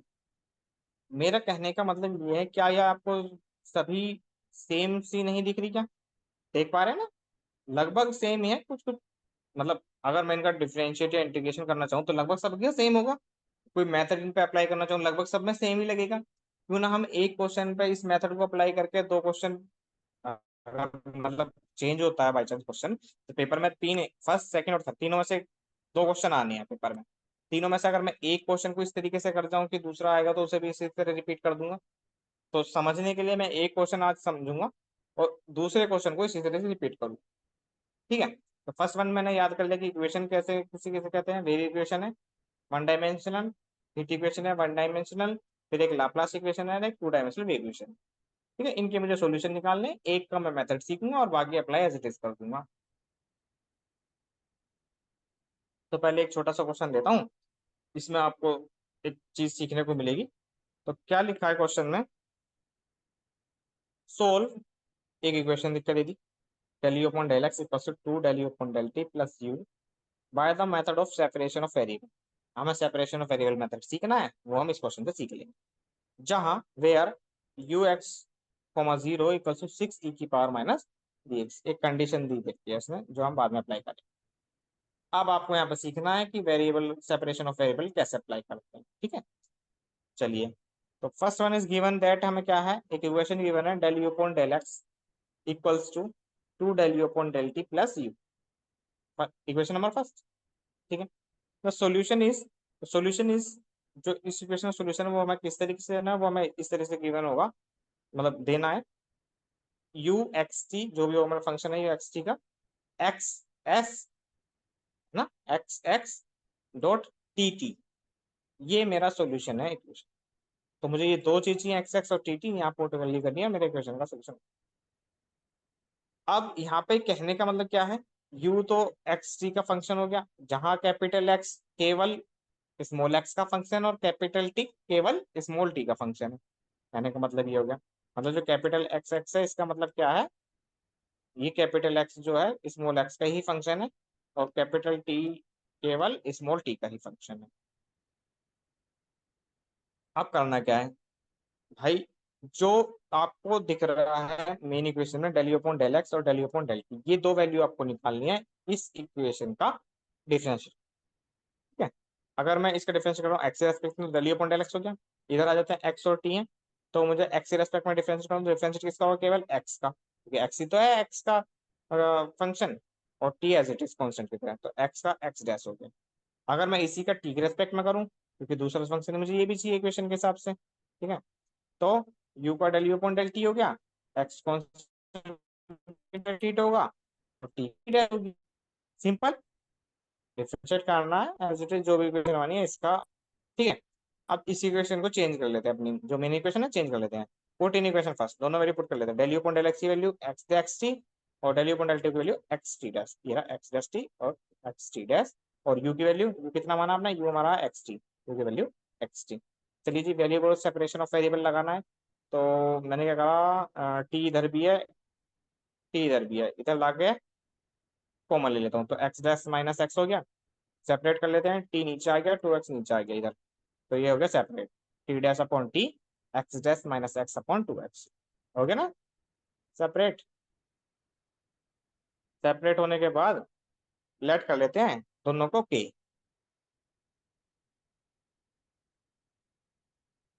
दोनों को के लेट कर लेते हैं।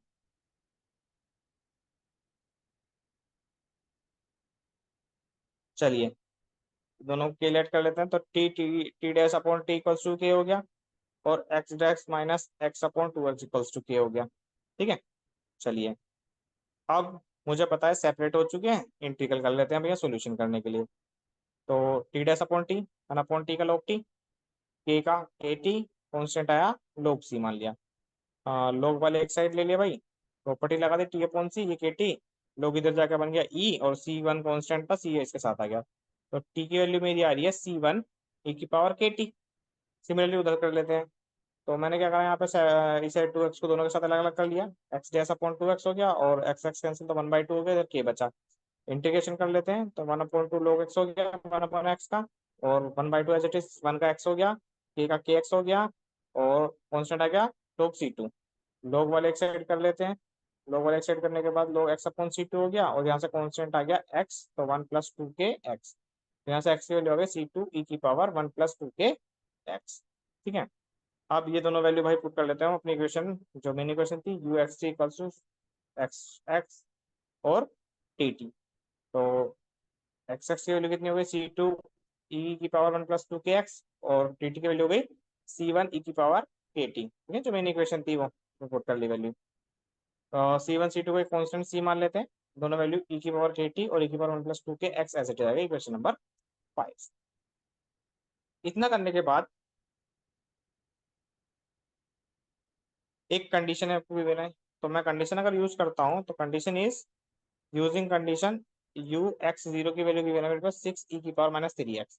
यू एक्स जीरो का मतलब एक्स है, टी की वैल्यू जीरो पुट कर लेते हैं, तो अगर मैं टी की वैल्यू जीरो पुट करता हूँ अपनी इक्वेशन में, तो ये मेरे निकल के आता है सी ई की पावर वन प्लस टू के एक्स, क्योंकि टी की वैल्यू जीरो वाली किसी की पावर जीरो होती है, तो उसकी वैल्यू वन। तो यहाँ से क्या बचा, सी ई की पावर वन प्लस टू के एक्स, किसके इक्वल हो गया, सिक्स ई की पावर माइनस थ्री एक्स के।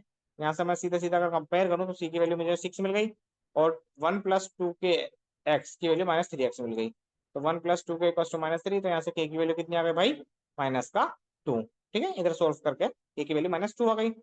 इतना करने के बाद के की और सी की वैल्यू वापस मैं पुट कर देता हूँ, तो मेरा आंसर आ गया U x T equal to six E की पावर माइनस टू टी, के की वैल्यू पुट कर दी, और ई की पावर माइनस थ्री एक्स, के की वैल्यू पुट कर दी।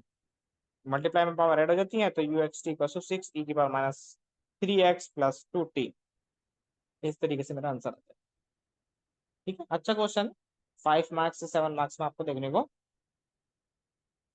इजीली मिल जाएगा।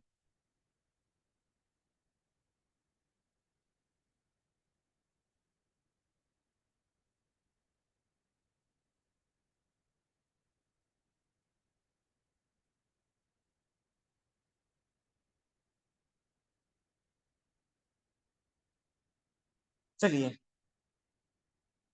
आज का क्वेश्चन जो सेकंड यूनिट से पेपर में रखा मिलना है, अब क्या चेंज कर सकता है वो मैं आपको अप्लाई कर सकता, मतलब समझाता चलूंगा, वो चेंज होगा तो क्या होगा। लेकिन हमें क्या सीखना है, हमें एक पैटर्न सीखना है, मेथड सीखना है कि अगर ये क्वेश्चन आता है हमें स्टार्ट क्या करना है और कहाँ तक इसे लेके जाना है, इस कंडीशन तक ले जाने को मुझे, अगर 7 मार्क्स का क्वेश्चन मतलब 100% आना, तो 7 मार्क्स में यहाँ तक पहुंचने का मुझे 5 मार्क्स कंप्लीट मिल जाएंगे। वो अगर मुझे कंप्लीट इसका आंसर बनता है तो 7 मार्क्स मेरे कंप्लीट हो जाएंगे, वरना 5 मार्क्स तो मेरे कभी जाएंगे नहीं, क्योंकि एक अच्छा खासा लेंथी क्वेश्चन है। ठीक है, तो स्टार्टिंग में जो कर रहा हूँ, तो question is give the solution for the wave equation, इस तरीके से आता है। वेव इक्वेशन मुझे पता है गिवन होती है, इस तरीके से देखने को मिल जाएंगे। तो एक मेथड मतलब इसकी कॉन्सेप्ट समझने की अगर मैं कोशिश करूं हल्का सा, एक इक्वेशन क्यों करेंगे हम, वेव इक्वेशन, लाप्लास हो या हीट हो वो हम खुद बना लेंगे, क्योंकि हम इस पर अपना टाइम खर्च करने वाला है पूरी शिद्दत के साथ। तो मैं वेव इक्वेशन की बात कर रहा हूँ, अब वेव आई कहाँ से, वेव इक्वेशन की बात कर रहे हैं, वेव आई कहाँ से। भाई मैंने क्या करा, एक स्ट्रिंग ली, ए और बी पॉइंट पे से अटैच कर दिया, जिसकी लेंथ कितनी है एल। अब ये स्ट्रिंग ली, अब मैंने क्या करा, इसे बीच में से पकड़ के ऊपर से छोड़ दिया। ठीक है, क्या ऑसिलेशन पैदा होते हैं, वेव बोल सकते हैं जिसे हम। ठीक है, ये रहा। ठीक है, ये तो वेव जनरेट तो ऐसे हुई। अब वेव इक्वेशन की अगर मैं बात करूँ, तो वेव इक्वेशन अभी मैं पीछे पढ़ रहा हूँ, वेव इक्वेशन होती क्या है, del square you upon del T square is equals to c square del square you upon del x square, पीछे पढ़ का है। क्वेश्चन में कुछ भी दे सकता है, ये भी दे सकता है कि सोल्व दिस इक्वेशन, अब पता है वेव इक्वेशन है ऐसे सोल्व होगी। या दूसरी कंडीशन देखिए, इस तरीके से भी लिखा जा सकता है, U T t, t T का मतलब दो बार टी की रेस्पेक्ट में डिफरेंशिएट है ना, सी स्क्वायर यू एक्स एक्स, दो बार एक्स। तो इस कंडीशन में भी आपको देखने को मिल सकती है इक्वेशन, बट आप अगर देख के जाएंगे दो चार क्वेश्चन तो आपको पता चल जाएगा वेव इक्वेशन है, हीट इक्वेशन, लाप्लास है, तीन इक्वेशन है, इतना कोई टफ काम नहीं है, तो पहचान तो आप इजीली जाएंगे। अब बात आती है इसके अंदर बाउंड्री कंडीशन की। अब ये बाउंड्री कंडीशन को समझने की कोशिश कीजिए, कुछ वैल्यू देगा क्वेश्चन के अंदर, जैसे कि बाउंड्री कंडीशन यहाँ पर भी मिली हुई है, जैसे कि u zero t equals to zero है और यू एल टी भी इक्वल्स टू जीरो है। ये क्या है, डिस्प्लेसमेंट है। तो जो बाउंड्री कंडीशन है यहाँ पे देखिए, इस पॉइंट पे, ए पॉइंट पे, ए पॉइंट पर एक्स की वैल्यू कितनी है, जीरो। डिस्प्लेसमेंट की बात करूं तो एक्स की वैल्यू कितनी है यहाँ पर, जीरो। तो यहाँ पे कितना डिस्प्लेसमेंट है, जीरो। टोटल डिस्प्लेसमेंट कितना, जीरो। अब मैं एल लंबाई पे चला जाऊं, एक्स की वैल्यू अगर एल कर दूं, यहाँ पे कितना चेंज हुआ, यहाँ पे कितना चेंज हुआ, जीरो। यानी कि अगर एक्स की वैल्यू जीरो हो तो भी जीरो, और एक्स की वैल्यू एल हो तो भी जीरो, डिस्प्लेसमेंट इसके अंदर जीरो, कोई वेव देखने को नहीं मिलती। अब मैं इनिशियल कंडीशन की बात कर लेता हूँ। अब इनिशियल कंडीशन क्या है, the motion of string will depend on the initial displacement.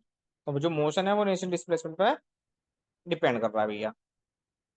जैसे कि अगर मैं टी को जीरो की बात करूँ, तो टी को जीरो पर डिस्प्लेसमेंट मान लेते हैं, कुछ टी को जीरो पर displacement, initial displacement u x zero equal to F x function मान लेते हैं।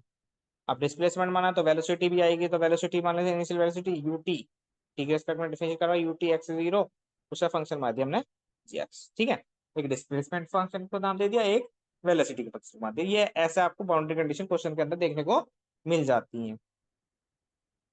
ओके, एक कॉन्सेप्ट है जो आपको समझने की कोशिश करनी है।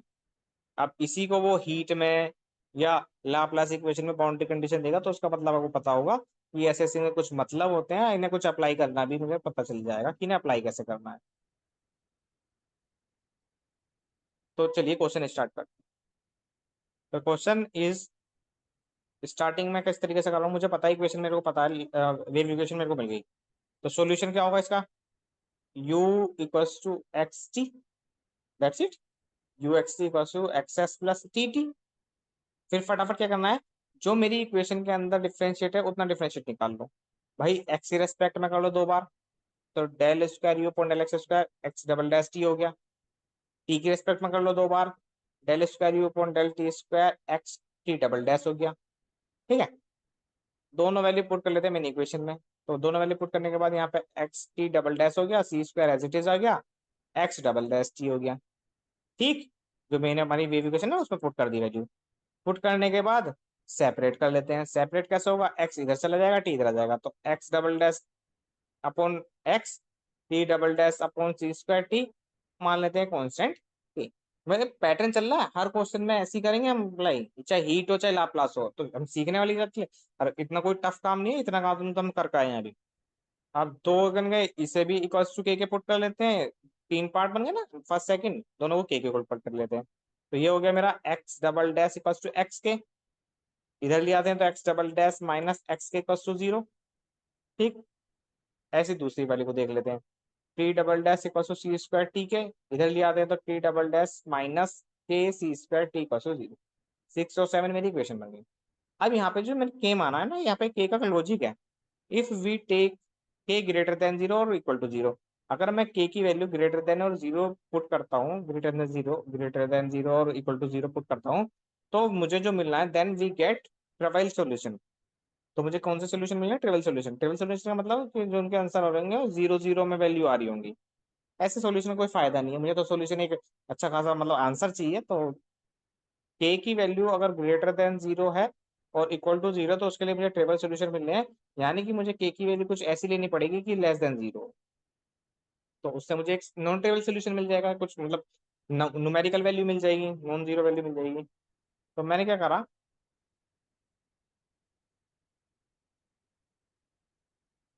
दस कंसीडर के less than zero, that is के को मैंने मान लिया माइनस का लैम्डा स्क्वायर, अपनी सहूलियत के लिए लैम्डा स्क्वायर ले लिया। जहां lambda not equal to zero, minus का लैम्डा स्क्वायर लिया। ठीक, चलो पहली वाली में पुट कर लेते हैं। पहली वाली कौन सी? X double dash minus k की वैल्यू कितनी थी? माइनस लैम्डा स्क्वायर, तो x double dash plus lambda square x equals to zero.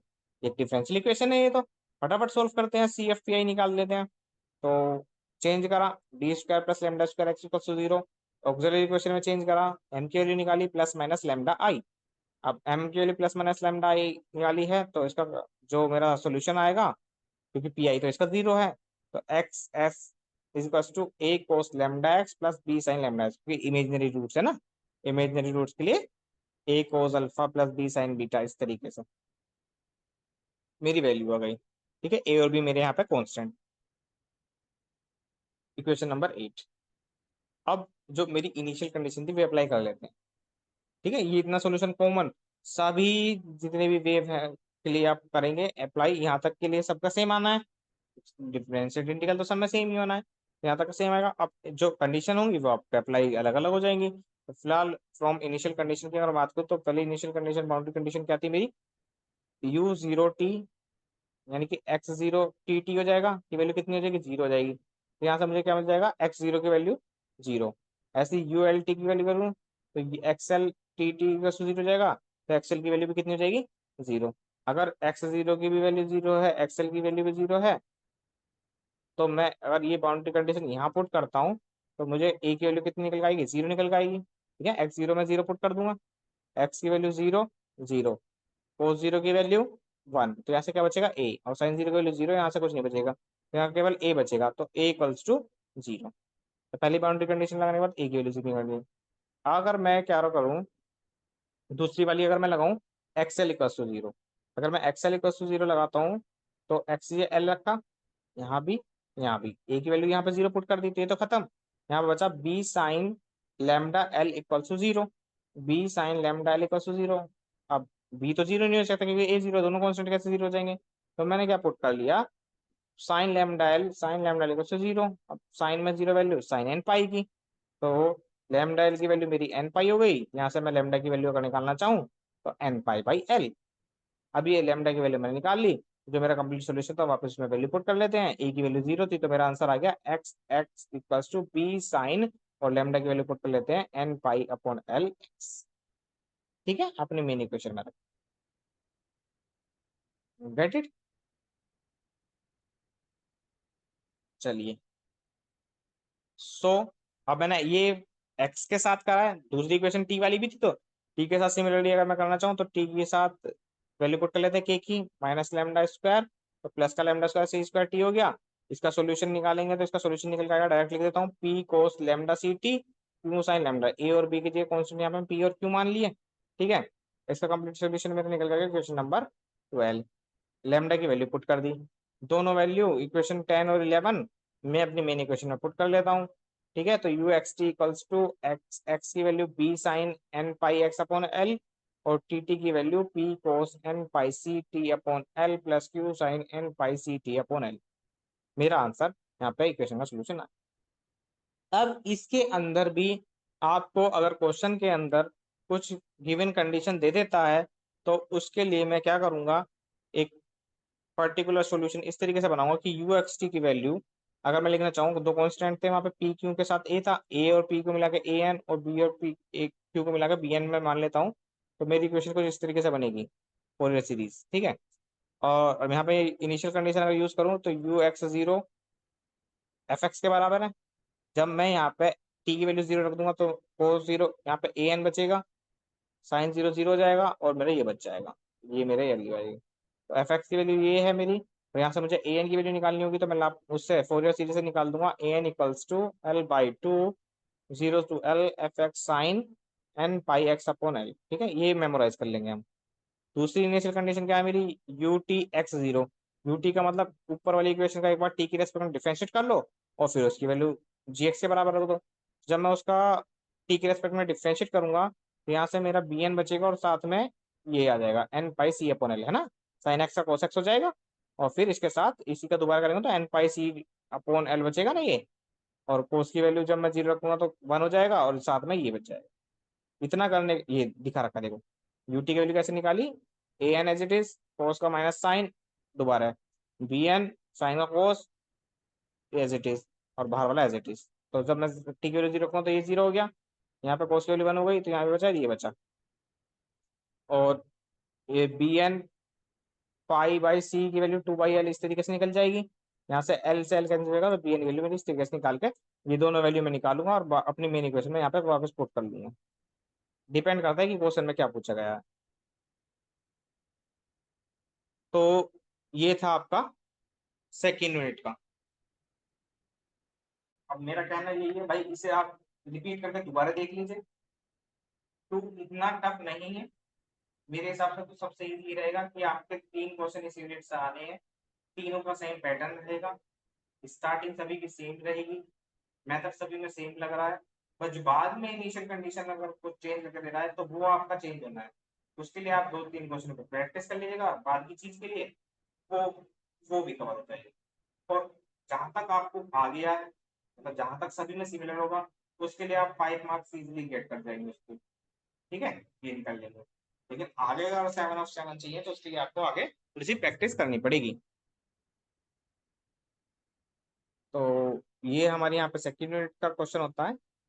अब पहुंचते हैं हम अपनी थर्ड यूनिट पर। थर्ड यूनिट के क्वेश्चन,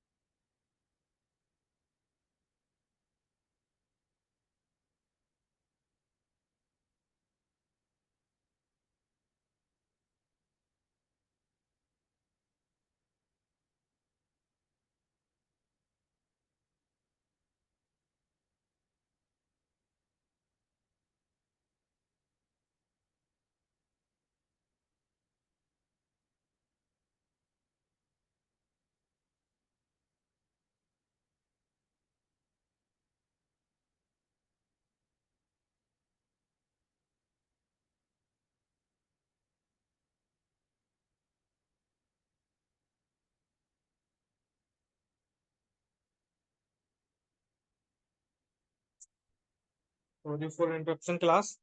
तो चलते हैं अपनी थर्ड यूनिट पर। अब मैंने बात करी थी कि स्टार्ट करेंगे इजी से और बीच में थोड़ा सा टफ लेके जाएंगे उसे। तो टफ पोर्शन अब आपका खत्म हो गया है ना, अब जो इसका एंड करेंगे हम थर्ड यूनिट का, तो आपको पता है न्यूमेरिकल टेक्निक्स है, स्टैटिस्टिकल टेक्निक्स है, इजी इजी पार्ट है, कैलकुलेशन करना है, कैलसी का प्रयोग करना है, और अपना काम हो जाएगा। मतलब इतना टफ काम नहीं है। जो भी आपको सारी मेहनत करनी थी वो आपको ये जो पिछला 1 घंटा गया इसमें करनी थी, इसमें आपको थोड़ा कम, मतलब इजी इजी काम से। चलिए स्टार्टिंग करते हैं। मूवमेंट्स की बात करते हैं। What is moments, moments of distribution are arithmetic mean of various powers of deviations from some given number. मतलब कुछ नहीं है, मूवमेंट्स एक नाम है जिसमें हमें क्या निकालना है, अर्थमेटिक मीन्स की पावर के जो डेविएशन हो रहा है ना उसके साथ वो निकालना होता है, वो मूवमेंट्स कहते हैं। अब movements first second third fourth इस तरीके से आप मूवमेंट्स निकाल सकते हैं। जैसे कि मूवमेंट्स के बारे में कुछ बेसिक नॉलेज ये है कि मूवमेंट्स को तीन टाइप में आपने ब्रेक कर रखा है यहाँ पे। मूवमेंट्स अबाउट मीन जिसे म्यू आर से डिनोट कर रहे हैं, movements about any arbitrary number जिसे म्यू डैश आर से डिनोट कर रहे हैं, और मूवमेंट अबाउट ओरिजिन जिसे न्यू आर से डिनोट कर रहे हैं। ठीक है, तो तीन तरह के आपको मूवमेंट देखने को मिल जाते हैं। और जो हमारे पास डाटा होता है वो फ्रीक्वेंसी डिस्ट्रीब्यूशन और इंडिविजुअल सीरीज दोनों तरह का देखने को मिलता है। तो अगर मैं मूवमेंट अबाउट मीन की बात करूँ तो मीन के लिए मुझे मीन निकालना पड़ेगा, जो भी मुझे डाटा गिवन होगा। अब मेरे को डाटा गिवन है, तो जो फॉर्मूला होता है मूवमेंट का फॉर्मूला ये निकल के आता है, mu R equals to summation F X minus x bar की power R upon summation F. इस तरीके से ये फॉर्मूला है। अभी जो आर की पावर है, ये वन टू थ्री, ये फर्स्ट सेकंड थर्ड मूवमेंट मेरे निकाल के बता देगा। आर की पावर वन रखूंगा फर्स्ट मूवमेंट, टू रखूंगा सेकंड मूवमेंट, थ्री रखूंगा थर्ड मूवमेंट, ये मेरे नंबर ऑफ मूवमेंट्स बताएगा। तो ये अबाउट मीन है, तो यहाँ पे मैंने एक्स बार ले रखा है। अबाउट एनी आर्बिट्रेरी नंबर हो जाएगा तो यहाँ पे एक्स माइनस ए ले लूंगा, मैं कोई भी आर्बिट्रेरी नंबर है। अबाउट ओरिजिन हो जाएगा तो यहाँ पे एक्स बार की वैल्यू में जीरो ले लूंगा। मतलब ये फॉर्मूला मॉडिफाई करके मैं आराम से movement about mean, movement about arbitrary number, movement about origin निकाल सकता हूँ। जैसे कि देख लीजिए, movement about any arbitrary number की बात करूँ, जैसे म्यू आर डैश से डिनोट कर रहा हूँ, तो मैंने फॉर्मूले में क्या चेंज करा है, mu are dash equal to summation F X minus A की power R upon summation F. Next, अगर मैं मूवमेंट अबाउट ओरिजिन की बात कर रहा हूँ तो आप देखिए फॉर्मूले में क्या चेंज करा है, nu R equals to summation F X की power R upon summation F. मतलब वहां पर जीरो वैल्यू पुट कर तो क्या बचा, एक्स की पावर आर। तो इस तरीके से मैं मूवमेंट के फॉर्मूले बना लिए। अब मूवमेंट अबाउट मीन की अगर मैं बात करूँ, म्यू आर, तो आर की value zero one two three four कुछ भी हो सकती है। सब आर की वैल्यू जीरो हुई तो म्यू जीरो की वैल्यू वन आ रही है। आर की वैल्यू वन हुई तो म्यू वन की वैल्यू जीरो आ रही है। आर टू की वैल्यू, आर थ्री की वैल्यू, इस तरीके आर फोर आर फाइव में किसी सारी वैल्यू निकाल सकता हूँ। आर्बिट्रेरी नंबर में भी अगर मैं आर की वैल्यू जीरो वन टू रखूँ तो म्यू नोट वन की वैल्यू, म्यू नोट डैश की वैल्यू, म्यू वन डैश की वैल्यू, म्यू टू डैश की वैल्यू, म्यू थ्री डैश की वैल्यू में निकाल सकता हूँ। ठीक है, ऐसे moment about origin, mu zero, mu one, mu two. तो यहाँ से मुझे एक रिलेशन मिल गया कि न्यू वन की वैल्यू तो एक्स बार के इक्वल आ रही है। ठीक है, और एक्स बार किसके इक्वल था, अभी पीछे अगर मैं स्लाइड पे देखूं, एक्स बार किसके इक्वल था, एक्स बार किसके इक्वल था आप देख पा रहे होंगे,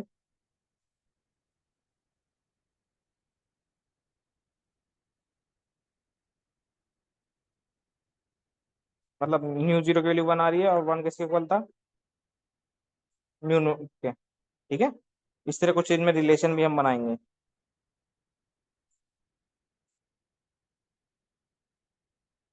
अगर इंडिविजुअल सीरीज होगी तो उसके लिए मूवमेंट कैसे करेंगे, इंडिविजुअल सीरीज में सिंपल डाटा दे रखा है one two three four five. तो मूवमेंट अबाउट मीन अगर मुझे निकाला तो म्यू जीरो की वैल्यू वन रख दूंगा, म्यू वन की वैल्यू जीरो रख दूंगा, mu two summation x minus x bar का square upon N, summation x minus x bar का cube upon N, summation X bar की पावर फोर का अपॉन एन। ठीक है, मूवमेंट अबाउट नंबर, सेम कहानी ये नंबरों के साथ भी हो जाएगी। और एज इट इज ओरिजिन वाले के साथ मैं ऐसा ही करने वाला हूँ। तो ये कुछ हमारे फॉर्मूले हो गए जो हम यूज करेंगे। और एक क्वेश्चन करते हैं अपने 7 मार्क्स के लिए। तो देखिएगा आप, एक क्वेश्चन ले लेते हैं, find the first four movement for the following individual series. एक इंडिविजुअल सीरीज दी है जिसके लिए फोर मूवमेंट निकालने हैं। ये तो बहुत सिंपल क्वेश्चन हो गया। Serial number one two three four five, कोई जरूरत ही नहीं है। एक्स की value three six eight ten eighteen, summation x कितना रहा 45। फोर मूवमेंट निकालने हैं, मैंने फॉर्मूला देखा फटाफट, पीछे जाते हैं फॉर्मूला देखते हैं भाई। फॉर्मूला क्या है फर्स्ट फोर मूवमेंट का, मीन के अकॉर्डिंग निकालने हैं तो mu zero, mu one, X minus x bar चाहिए, एक्स माइनस एक्स बार चाहिए, एक्स माइनस वैल्यू फोर चाहिए। यानी कि टेबल बनानी पड़ेगी, तीन तीन वैल्यू चाहिए। मैंने क्या करा, टेबल बनाई, एक्स की वैल्यू, एक्स माइनस एक्स बार निकाला, एक्स माइनस एक्स स्क्वायर निकाला, एक्स माइनस क्यूब निकाली। इसका समेशन निकाला 0 आ रहा है, इसका समेशन निकाला 128 आ रहा है, इसका समेशन 486 आ रहा है, इसका समेशन 4। ठीक है, तीनों वैल्यू निकाली as it is, X minus x bar. अब एक्स बार क्या आप पूछेंगे, एक्स बार कैसे निकालना है? ये एक्स बार का तो सिंपल फॉर्मूला है, x bar equals to summation x upon n, sum of terms upon number of terms. Summation x कितना है अपने 45 है, कितने नंबर है 5, 5 से 45 कैंसिल होकर कितना रहा है 9। तो एक्स बार की वैल्यू कितनी आ गई मेरी 9। एक्स माइनस एक्स बार करना है, यानी कि 3 में से 9 माइनस करा -6, 6 में से 9 माइनस करा -3, 8 में से 9 माइनस करा -1, 10 में से 9 माइनस करा 1, 18 में से 9 माइनस 9। अब इसका स्क्वायर कर दिया, 6 का स्क्वायर 36, 3 का 9, 1 का 1, 1 का 1, 9 का 81। इसका क्यूब कर देंगे, 6 का 216, 3 का 27, 1 का 1, 1 का 1, 9 का 7। और इनके समेशन मतलब इनका ऐड कर देंगे।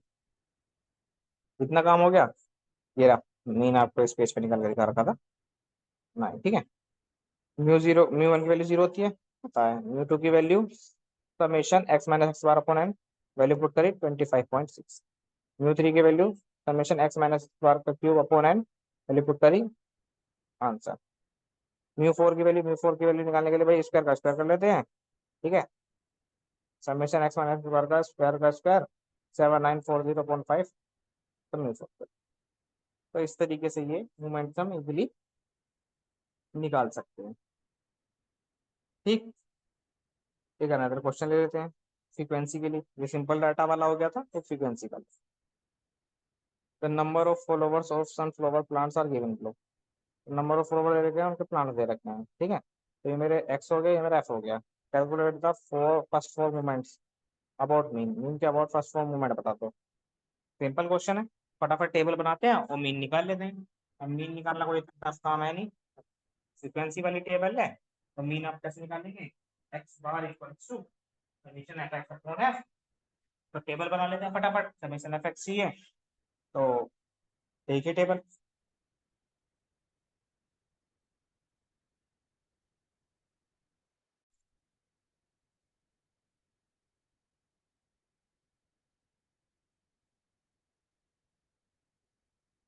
टेबल देखिएगा कुछ, एक्स आपको गिवन है ये रहा, 3, 6, 12, 16, 25। एफ आपको गिवन है 1, 2, 3, 4, 5। ठीक है, एफ एक्स निकाल लेते, 3 1 3, 2 6 12, 12 6 36, 16 4 64, 25 5 125। समेशन निकाल लेते हैं एफ एक्स का। एफ एक्स का समेशन निकल कर आ रहा है 240, और एफ का समेशन निकल कर आ रहा है 15। तो मीन निकालने के लिए समेशन एफ एक्स और एफ समेशन एफ 240/15 यानी कि 16। एक्स बार 16 आ गया। अब मुझे को पता है मोमेंट निकालने के लिए एक्स माइनस एक्स बार का square, x minus x bar का क्यूब चाहिए। भाई मैंने करा, लेकिन फॉर्मूला जब फ्रीक्वेंसी वाला हो तो फ्रीक्वेंसी में एफ भी आता है। तो एक्स माइनस एक्स बार जो मैंने निकाला, फटाफट निकालते हैं। 16 माइनस करते हैं, 3 में से 16 गया, माइनस का 13, 12 में 16 गया, सॉरी एक्स में रहे, 6 में से 16 गया -10, 12 में 16 गया -4, 6 में 16 गया 0, 25 में 16 गया 9। ठीक है, अब मुझे एफ से मल्टीप्लाई चाहिए। तो अगर मैं इस पे एफ से मल्टीप्लाई कर देता हूँ, करिए, 130 13, 2 10 20, 3 4 12, 4 0 0, 5 9 40। इसका स्क्वायर चाहिए, इसमें स्क्वायर के लिए आप इसकी डायरेक्ट इसमें मल्टीप्लाई कर सकते हैं, स्क्वायर की जरूरत नहीं पड़ेगी। तो इन दोनों की आपस में मल्टीप्लाई करेंगे, 169, 248, 0 4 0। ठीक है, फिर मुझे इसका स्क्वायर चाहिए, मतलब एक और पावर चाहिए। तो मैं क्या करूँगा, इसकी आपस में मल्टीप्लाई कर दूंगा ऐसे, तो मुझे ये मिल जाएगा। 13 की 169 में ये रहा, 10 की 200 में ये रहा, 4 की 48 में ये, 0 के 0 में 0, और 9 की 405 में 3645। फटाफट से इन सबके समेशन निकाल लेते हैं। तो जो फर्स्ट मूवमेंट आएगा तो 0 ही आना है, summation F X minus x 0 आना है। दूसरे वाले का 822 आ रहा है, और तीसरे वाले का समेशन आ रहा है -744। अब मैं मूवमेंट की बात करूंगा, तो पहला मूवमेंट μ1 = 0 रहता है। दूसरा μ2 फॉर्मूला लगाते हैं, तो फॉर्मूला लगाया summation F X minus x bar का स्क्वायर अपॉन समेशन एफ। पहली पुट करी 822/15, फिर आया 55.8। इसी तरीके से मैं अगर आगे चलूँ तो आप देख पाएंगे म्यू थ्री के लिए फॉर्मूला लगाया मैंने, mu three equals to summation x minus x bar का cube upon summation F, X minus x bar F, X minus x bar का क्यूब टू 744 अपॉन 15 माइनस का सोल्व करा माइनस का 49.6। अब मैं फोर की पावर बात करूंगा तो फोर पावर मैंने एज इट इज निकाली हुई कैलसी की मदद से, mu four equals to summation F X minus x bar की पावर फोर, इसकी वैल्यू आ रही है 82134 अपॉन 15 और सॉल्व करने के बाद म्यू फोर की वैल्यू 5475.6। तो सिंपल सा क्वेश्चन है, इतना टफ काम नहीं कि आप कर सकते हैं, ठीक है। चलिए टॉपिक को आगे बढ़ाते हुए रिलेशन की बात कर लेते हैं। तो आपको दो रिलेशन देखने को मिलेंगे, relation between mu r and mu are dash, मतलब मीन के मोमेंट और आर्बिट्रेरी कांस्टेंट के मोमेंट में रिलेशन क्या है, और relation between mu r and mu r mean के मोमेंट और ओरिजिनल क्या अबाउट मूवमेंट के बीच में रिलेशन। ये आपको दो रिलेशन यहाँ पर फाइंड करने हैं। तो देखिए अगर म्यू जीरो की वैल्यू वन है और म्यू जीरो डैश की वैल्यू वन है और म्यू जीरो की वैल्यू वन है, ठीक है, म्यू वन की वैल्यू जीरो है, म्यू वन डैश की वैल्यू एक्स माइनस एक्स बार है, म्यू वन की वैल्यू एक्स बार है। ये तो स्टार्टिंग वैल्यू कुछ है जो सारी हमें पता चल रही है। अब मैं वेरिएंस की बात करूँ तो वेरिएंस का फॉर्मूला क्या होता है, म्यू टू, वेरिएंस होता है यहाँ पे mu two equals to summation F X minus x bar का स्क्वायर अपॉन एन, ठीक है। ये वेरिएंस को कहते थे हम, वेरिएंस को हम कहते हैं सिग्मा स्क्वायर से या एस डी का स्क्वायर, ठीक है। तो एस डी स्टैंडर्ड डेविएशन निकालना हो तो अंडर रूट म्यू टू हो जाएगा, ठीक है। ये छोटी छोटी बात हम ध्यान रखते हुए चलेंगे। तो रिलेशन बिटवीन, अगर मैं बात करूँ relation between mu r and mu r s, तो मुझे बताया म्यू वन की वैल्यू जीरो है, म्यू टू की वैल्यू म्यू टू का dash minus mu one dash का स्क्वायर याद रखना है, म्यू थ्री की वैल्यू म्यू थ्री का dash minus three mu two dash mu one dash minus two mu one dash का क्यूब, म्यू फोर की value mu four का dash minus four mu three का dash mu one dash plus six mu two dash mu one dash का square minus three mu one dash का power six. ये relation है जो आप easily याद कर पाएंगे। दूसरा रिलेशन देख लेते हैं, म्यू वन की वैल्यू एक्स बार के बराबर है, म्यू टू की value mu two plus X bar का स्क्वायर, म्यू थ्री की value mu three plus three mu two X bar plus X bar का क्यूब, म्यू फोर की value mu four plus four mu three X bar plus six mu two X bar का square plus X bar की power four. Same plus minus का फर्क change होगा थोड़ा बहुत। तो ये रिलेशन आपके बड़े काम आएंगे, क्वेश्चन इस पर भी बन सकता है। फिर आ जाता है Karl Pearson coefficients, beta and gamma coefficients है। तो इनकी कुछ वैल्यू है, जैसे बीटा वन की वैल्यू होती है mu three square upon mu two का क्यूब, बीटा टू की वैल्यू होती है mu four upon mu two का स्क्वायर, इसे बीटा कोफिशिएंट कहते हैं। ऐसी गामा कोफिशिएंट की वैल्यू होती है गामा वन की वैल्यू प्लस बीटा वन, ठीक है, और गामा टू की value beta two minus two.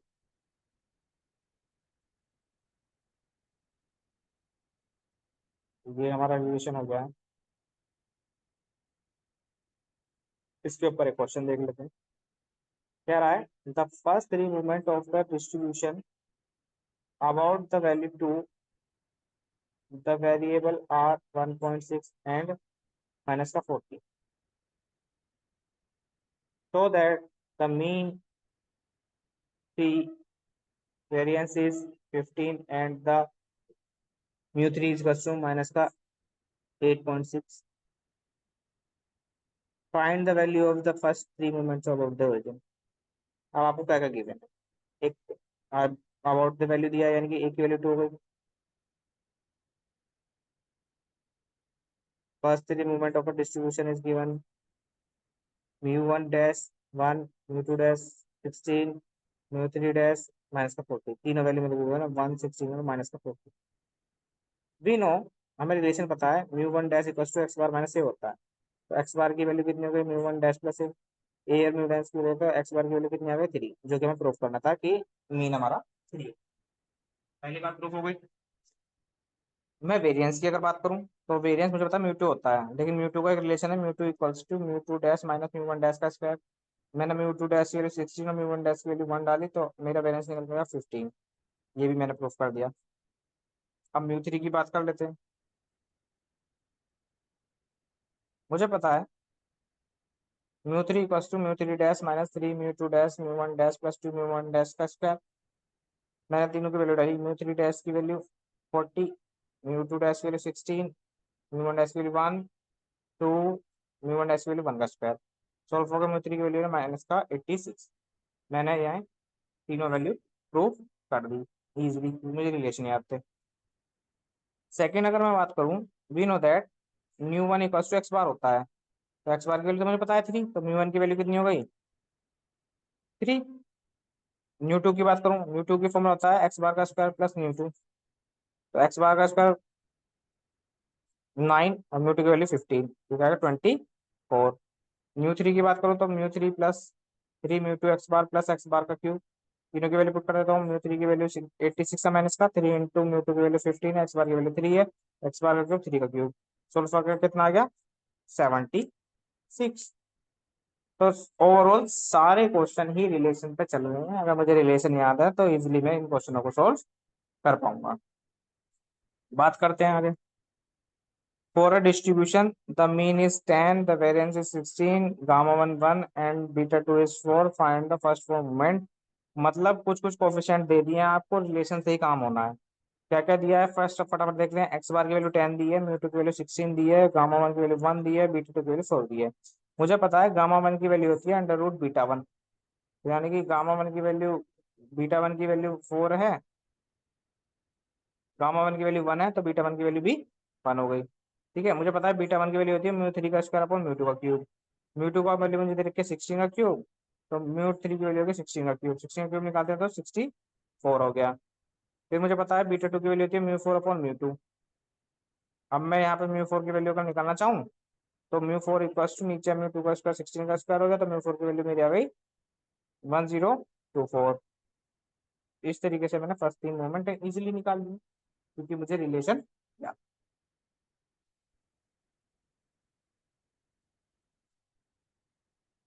चलिए टॉपिक चेंज करते हैं। मूवमेंट की बात हो गई, एक क्वेश्चन आपका इसमें से बनना है, 5 मार्क्स से 7 मार्क्स दोनों बन जाएंगे। छोटा मोटा क्वेश्चन आएगा तो आपका 2 मार्क्स हो जाएगा। बट ये मूवमेंट आपका कंप्लीट है, आपको कुछ नहीं करना है, आपको मूवमेंट निकालना सीखने हैं, उनके रिलेशन देख लेने हैं। कोई भी क्वेश्चन आता है वो हो जाए। दिमाग ज्यादा नहीं चलाना, कैलसी चलाना है, याद करके जानी है question relation. The next one is curve fitting by method of least square. हमें कर्व फिटिंग करनी है, बहुत सिंपल सा टॉपिक है। अब कर्व फिटिंग हमें स्ट्रेट लाइन की करनी है और पैराबोला की करनी है और एक्सपोनेंशियल कर्व की करनी है। तो अगर मैं स्ट्रेट लाइन की बात करूं तो आप देख पा रहे होंगे सम ऑब्जर्वेशन एक्स और वाई गिवन। तो एक्स वाई की कुछ ऑब्जर्वेशन आपको मिलेंगी, x1 y1 x2 y2 इस तरीके से फ्रॉम बाय स्कैटर डायग्राम या dot diagram we can approximate relation between x और वाई। तो एक्स और वाई के बीच में हम डायग्राम बना सकते हैं approximate. By curve fitting we can find mathematical relation between x और वाई। लेकिन कर्व फिटिंग की मदद से हम एक्स और वाई के बीच में मैथमेटिकल रिलेशन पैदा कर सकते हैं, बना सकते हैं, दिखा सकते हैं।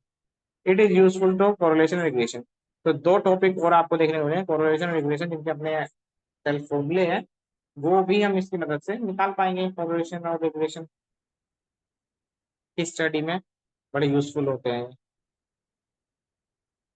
सिमिलरली अगर सेकंड डिग्री पैराबोला और एक्सपोनेंशियल कर्व की बात करें हम, तो वही सम ऑब्जर्वेशन आपको गिवन होंगी यहाँ पे। तो इनके बीच में हम एक मैथमेटिकल रिलेशन बना सकते हैं जो कि कोरिलेशन और रिग्रेशन में हेल्पफुल होते हैं। तो करना क्या है देखिए।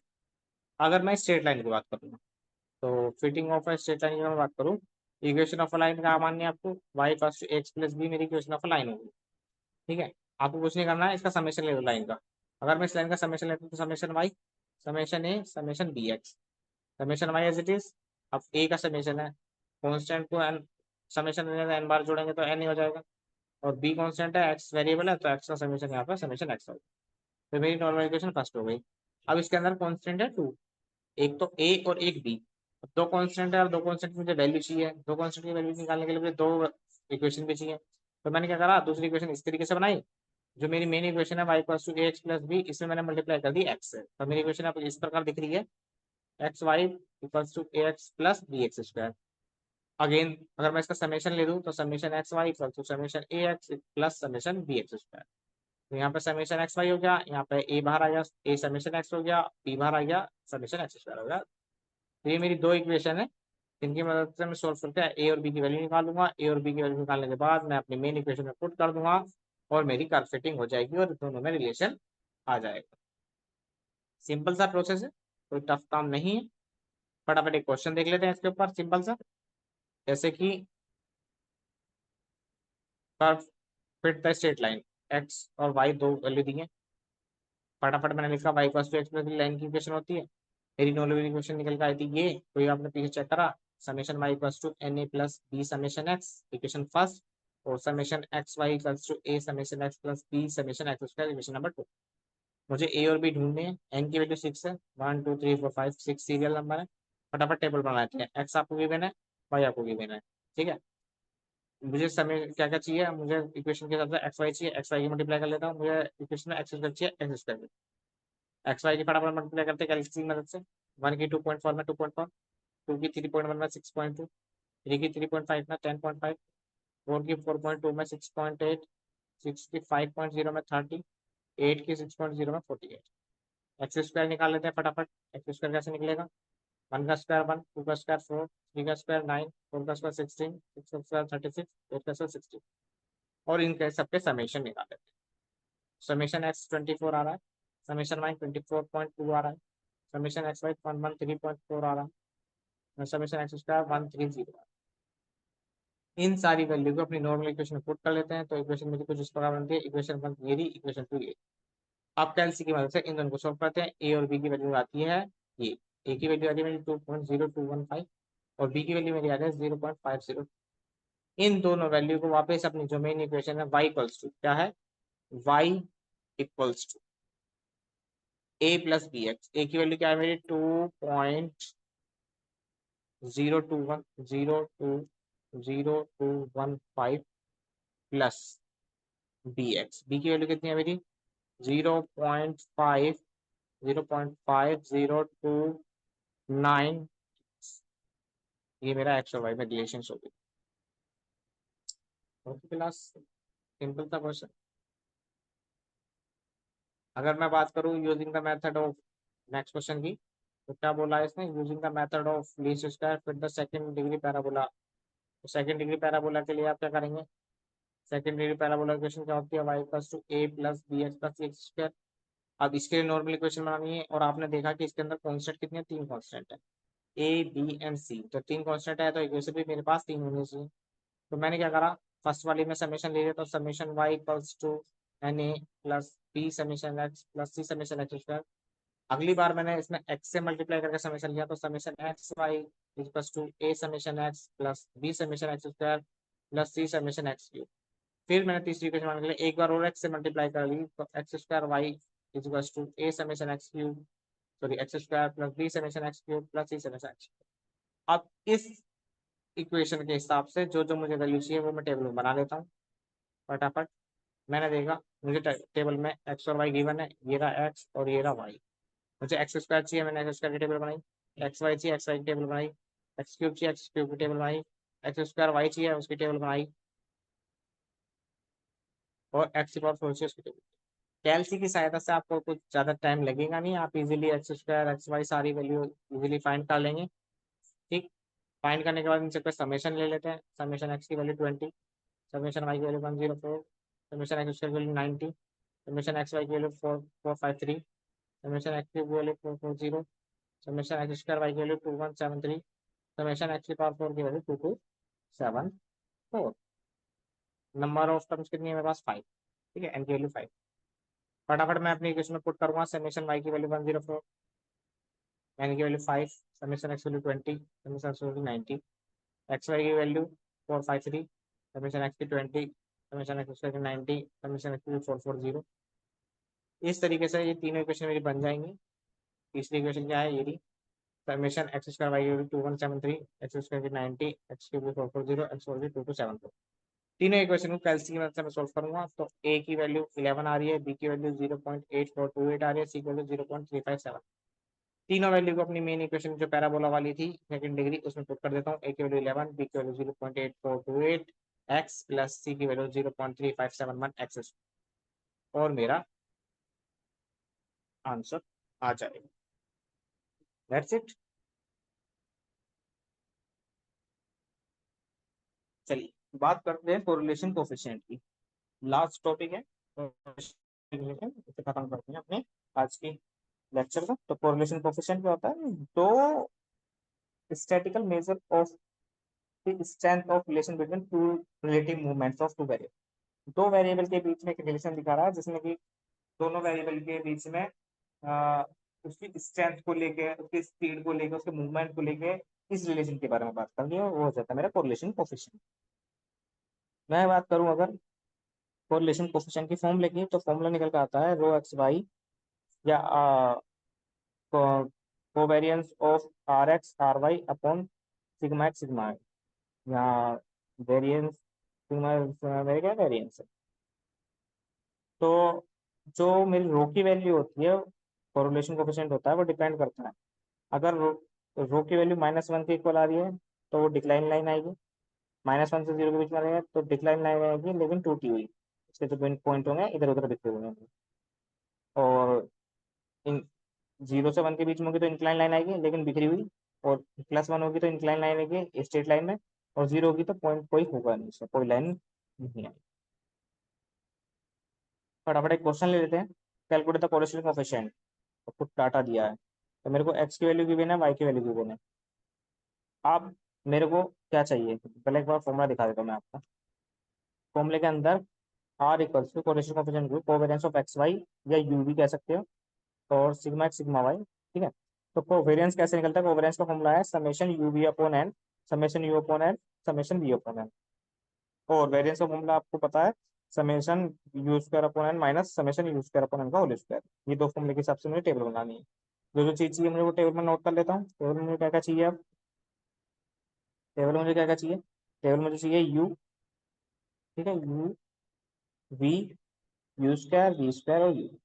तो यू कैसे निकलता है भाई? यू निकालने का तरीका x - a यहाँ पे क्या होता है? एज्यूम मीन, या फिर जैसे माना हुआ, तो यहाँ पे मैंने एज्यूम मीन मान लिया यहाँ पे 68। एक्स के लिए एज्यूम मीन 68 मान लिया, और वाई के लिए एज्यूम मीन मैंने 69 मान लिया बीच वाले को, ठीक है। उससे क्या होगा? मेरा समेशन जो यू और समेशन वी दो वैल्यू तो मेरी 0 हो जाएंगी, तो मेरी कैलकुलेशन इजी हो जाएगी, ठीक है। तो यू कैसे निकला? x - a की वैल्यू 68 है, फटाफट माइनस करते हैं, 65 - 68 -3, ठीक है। ये टेबल निकल के आ जाएगी, ठीक है। दूसरी वाली के लिए बी कैसे निकला? y - b, मैंने कितना माना? 69, दूसरा मीन। तो y 67 में से 69 गए, माइनस कर दो। इस तरीके से मेरा v निकल जाएगा। यू स्क्वायर निकालना है तो मैं यू वाली कॉलम का स्क्वायर कर देता हूँ, तो यू स्क्वायर आ जाएगा, ठीक है। वी स्क्वायर निकालना है तो वी वाली कॉलम का स्क्वायर कर देता हूँ। ये काम आपको कैलसी लेके करना पड़ेगा भाई, इसे कैसे भी करके आप इसे नोट कीजिए, स्क्रीन शॉट लेकर, फिर इसे कैलसी से करते देखिए कि आ रहा है सेम डाटा, ये नहीं आ रहा। यू भी निकालने के लिए यू भी क्या आपस में मल्टीप्लाई कर लेते हैं, यू निकल जाएगा। इन सबके समेशन निकाल लेते हैं, समेशन एक्स की वैल्यू, समेशन वाई की वैल्यू, समेशन यू 0 आ रहा है, समेशन वी 0 आ रहा है, समेशन यू स्क्वायर 30 स्क्वायर आ रहा है, समेशन वी स्क्वायर 44 आ रहा है, समेशन यू भी 24 आ रहा है। एक सिंपल सी टेबल है, कैलसी की मदद से आप इजीली बना पाएंगे। उसके बाद सिंपल सिंपल फॉर्मूले। फॉर्मूला पहला कोरिलेशन का, अब मुझे पता है covariance of x Y upon या correlation of U we upon summation U summation V. तो कोवेरियंस ऑफ यू वी मैंने टेबल बनाई है, तो कोवेरियंस ऑफ यू वी का formula summation you we upon N, summation you upon N, summation you upon summation U और summation we 0 है, तो easily 24/3, तो 24/8 3। सिग्मा यू की वैल्यू, सिग्मा यू की value under root summation u square upon N, summation you upon n का whole square. Summation u की value 0 है तो 36/8, so 2.121। सिमिलरली सिग्मा बी की value under root summation v square upon n minus summation v upon n का square. ये value 0 हुई, 44/8 यानी 2.345। दोनों वाले फॉर्मूले में रखी तो आर इक्वल टू, इसकी वैल्यू 3 थी, ये 2.121 इंटू 2.345, सोल्व करके आ रहा है 0.603। सिंपल सा क्वेश्चन। एक होता है स्पेयरमैन रैंक कोरिलेशन कोएफिशिएंट, ठीक है। इसका फॉर्मूला क्या होता है? R equals to 1 minus 6 summation D square upon N N square minus 1, जहाँ डी डिफरेंस होता है रैंकिंग और एन होता है नंबर ऑफ पेयर ऑब्जर्वेशन। अब ये रैंक कोरिलेशन क्या होती है देखिए फटाफट एग्जाम्पल से आपको समझ में आएगी इजीली। अगर मैं एग्जाम्पल की बात करूँ तो इससे क्या the marks secure by the sum student in mathematics physics are given below. Math के मार्क्स ये रहे, फिजिक्स के मार्क्स ये रहे। आपको क्या है रैंक देनी है इन्हें, ठीक है। जिससे ज्यादा मार्क्स है उसे रैंक 1, उससे कम फिर उससे कम उससे कम, तो रैंक देनी है। सबसे ज्यादा मार्क्स आपको यहाँ पे कितने दिख रहे हैं, सबसे ज्यादा 24, 24 को रैंक 1 दे दी, कितना दे दिया आर एक्स नाम दे दिया। इसी तरीके से अगले वाला इससे 24 से कम 22, इसे मैंने 2 मार्क्स 2 रैंक दे दी। 22 से कम कितना है, 22 से कम कितना है 17 है, 17 को मैंने 3 रैंक दे दी। फिर 17 से कम कितना है 16, इसे 4 दे दी। इस तरीके से मैंने यहाँ पर रैंक डिवाइड कर दी। ऐसी वाई में मैंने सबसे ज्यादा कितना है 40, 40 को मैंने रैंक नहीं 40 नहीं है 46, 46 को रैंक कितनी दी 1, 46 से 41 इसे 2 दे दी, फिर 42 इसे 3 दे दी। इस तरीके से वाई वाली रैंक जिसे हमने आर वाई रैंक दे दिया। अब मुझे निकाला डी स्क्वायर, और डी स्क्वायर होता है डिफरेंस बिटवीन रैंक। तो D square equals to rank का डिफरेंस, रैंक कितने हैं r x minus r y, कर लो डिफरेंस। तो यहाँ पे देखो 9 माइनस 9 0, 5 माइनस 3 4, इसका स्क्वायर कर दो, 5 माइनस 3 2 का स्क्वायर 4, 8 माइनस 2 6 6 का स्क्वायर। यहाँ पे मैंने सारी डी की वैल्यू निकाली और डी का समेशन निकल कर आ रहा है 72। एक सिंपल सी टेबल है, कुछ ज्यादा टफ काम नहीं है। रैंक देनी है, रैंक का डिफरेंस निकालना है, उसका स्क्वायर करना है, तो ये डी स्क्वायर निकल जाएगा। ठीक है, डी स्क्वायर निकलने के बाद मैं फॉर्मुला लगा रहा हूँ। तो फॉर्मुला इज रैंक कोरिलेशन का rho equals to 1 minus 6 summation D square upon N N square minus 1। तो 1 माइनस 6 इंटू ये 72 आ रही है। नंबर ऑफ रैंक मेरी कितने थे 9, 9 8 9 का स्क्वायर 81 माइनस 1, सॉल्व करने के बाद 0.4, फिर मेरा हो गया रैंक कोरिलेशन के लिए क्वेश्चन। तो आज का लास्ट रिग्रेशन। रिग्रेशन क्या होता है, a statistical method used in finance, investing and other disciplines to attempt to determine the strength of the character of the relationship between one dependent variable usually denoted by y and a series of other variable known as independent variable। मतलब x का y में एक तरीके से relation है जो कि regression से दिखाएगा। अब रिग्रेशन में क्या होता है वो आप देखिए क्वेश्चन के हिसाब से। क्वेश्चन में दिखा देता हूँ आपको। रिग्रेशन दो तरह के होते हैं, लीनियर नॉन लीनियर। देखिए फटाफट, बहुत सारा डाटा इसमें पूछ लिया है मेरे से। Calculate the coefficient of correlation पूछ लिया है, ठीक है। रिग्रेशन पूछ लिया है डाटा। तो कोरिलेशन अभी अभी निकाला है, ठीक है। कैसे निकालते हैं, एक्स की वैल्यू गिवन है, वाई की वैल्यू गिवन है, यू निकाल लेंगे, ठीक है। मीन मान लेते हैं 5 माइनस करके यू माइनस ए, फिर वी निकाल लेते हैं। मीन मान लेते हैं इसमें क्या गया 14, 14 माने 13 मान लेते हैं। मिड वैल्यू 12, मिड वैल्यू 12 लेंगे, ठीक है। यहाँ पे 12 मेरी मिड वैल्यू है। चलो, तो यू निकल गया और वी निकल गया माइनस करके, एक्स माइनस ए और x minus u square as it is, v square as it is, u as it is. इनके सबके समेशन निकाल लेते हैं। समेशन एक्स 45 आ रहा है, समेशन वाई 108 आ रहा है, summation u 0, summation we 0, summation u square 60, summation v square 60, summation u भी 57। फटाफट टेबल बनाए कैलसी की सहायता से। अब जो मेरे रिग्रेशन के फॉर्मूले हैं उसके अंदर कुछ टर्म यूज हो रही है, एक्स बार और Y bar. X bar Y bar मतलब मीन, एक्स बार कैसे निकलेगा, मीन का formula summation x upon N 45 upon 5 5, Y bar summation Y bar upon N यानी कि 12, ठीक है। कोरिलेशन निकाल लेते हैं। कोरिलेशन सिंपल है, R U V equals to covariance of U we upon sigma U sigma V. Covariance of U V का formula था summation you we upon n minus summation v upon N. Summation you upon N summation v की value 0 है, summation you we upon n की value कितनी निकल गई 6.333। और sigma u की value under root summation u square upon n minus summation you upon n का square, तो 60 अपॉन एन, क्योंकि सिग्मा यू की वैल्यू 0 है 2.5, ठीक है। सिमिलरली समेशन वी की वैल्यू सेम है, तो ये भी कितना आ जाएगा, सिग्मा वी की वैल्यू 2.582, दोनों की वैल्यू सेम आ जाएंगी। अब ये दोनों वैल्यू मैं कहाँ रखूंगा, अपने फॉर्मूले में, कोरिलेशन वाले में मेरा आंसर आ जाएगा। बट अगर मैं रिग्रेशन की बात करूँ तो रिग्रेशन के फॉर्मूले होते हैं। रिग्रेशन क्या दिखाता है, एक रिग्रेशन होता है एक्स वन वाई, एक रिग्रेशन होता है वाई वन एक्स। अगर मैं एक्स वन वाई की बात करूंगा तो एक्स वन वाई के लिए होता है X minus x bar B X Y, Y minus Y bar. Y on X की बात करूंगा तो Y minus Y bar B Y X, X minus x bar, ठीक। तो रिग्रेशन के लिए हम ये दो फॉर्मूले यूज करेंगे। तो अगर मैं बात करूँ रिग्रेशन की, तो एक्स वन वाई के लिए X minus x bar B X Y, Y minus Y bar. तो एक्स बार की वैल्यू 5 है, वाई बार की वैल्यू 12 है। ठीक। सिग्मा यू और सिग्मा वी की वैल्यू मैंने निकाल रखी है, दोनों पुट करके सॉल्व करके इक्वेशन आ जाएगी। ऐसी वाई माइनस वाई बार की पाई वन एक्स की बात करूंगा तो Y minus Y bar B Y x. तो बी वाई एक्स की बात करूंगा तो सिग्मा वी अपॉन यू। ठीक है, उल्टा हो जाएगा। और तीनों वैल्यू में यहाँ पुट करके इसे सॉल्व करके ये वैल्यू। तो ये मेरा एक लास्ट क्वेश्चन था रिग्रेशन के ऊपर। तो क्लास आपको इसकी तैयारी करनी है मेहनत से, बिना प्रैक्टिस से कुछ नहीं होना है। आपको प्रैक्टिस अगर इतने क्वेश्चन की आप कर लेंगे तो पासिंग मार्क्स से ऊपर आप आराम से गेन कर जाए। ठीक है, नहीं समझ में आया तो आप रिपीट करके दोबारा देखिएगा। तो थैंक यू।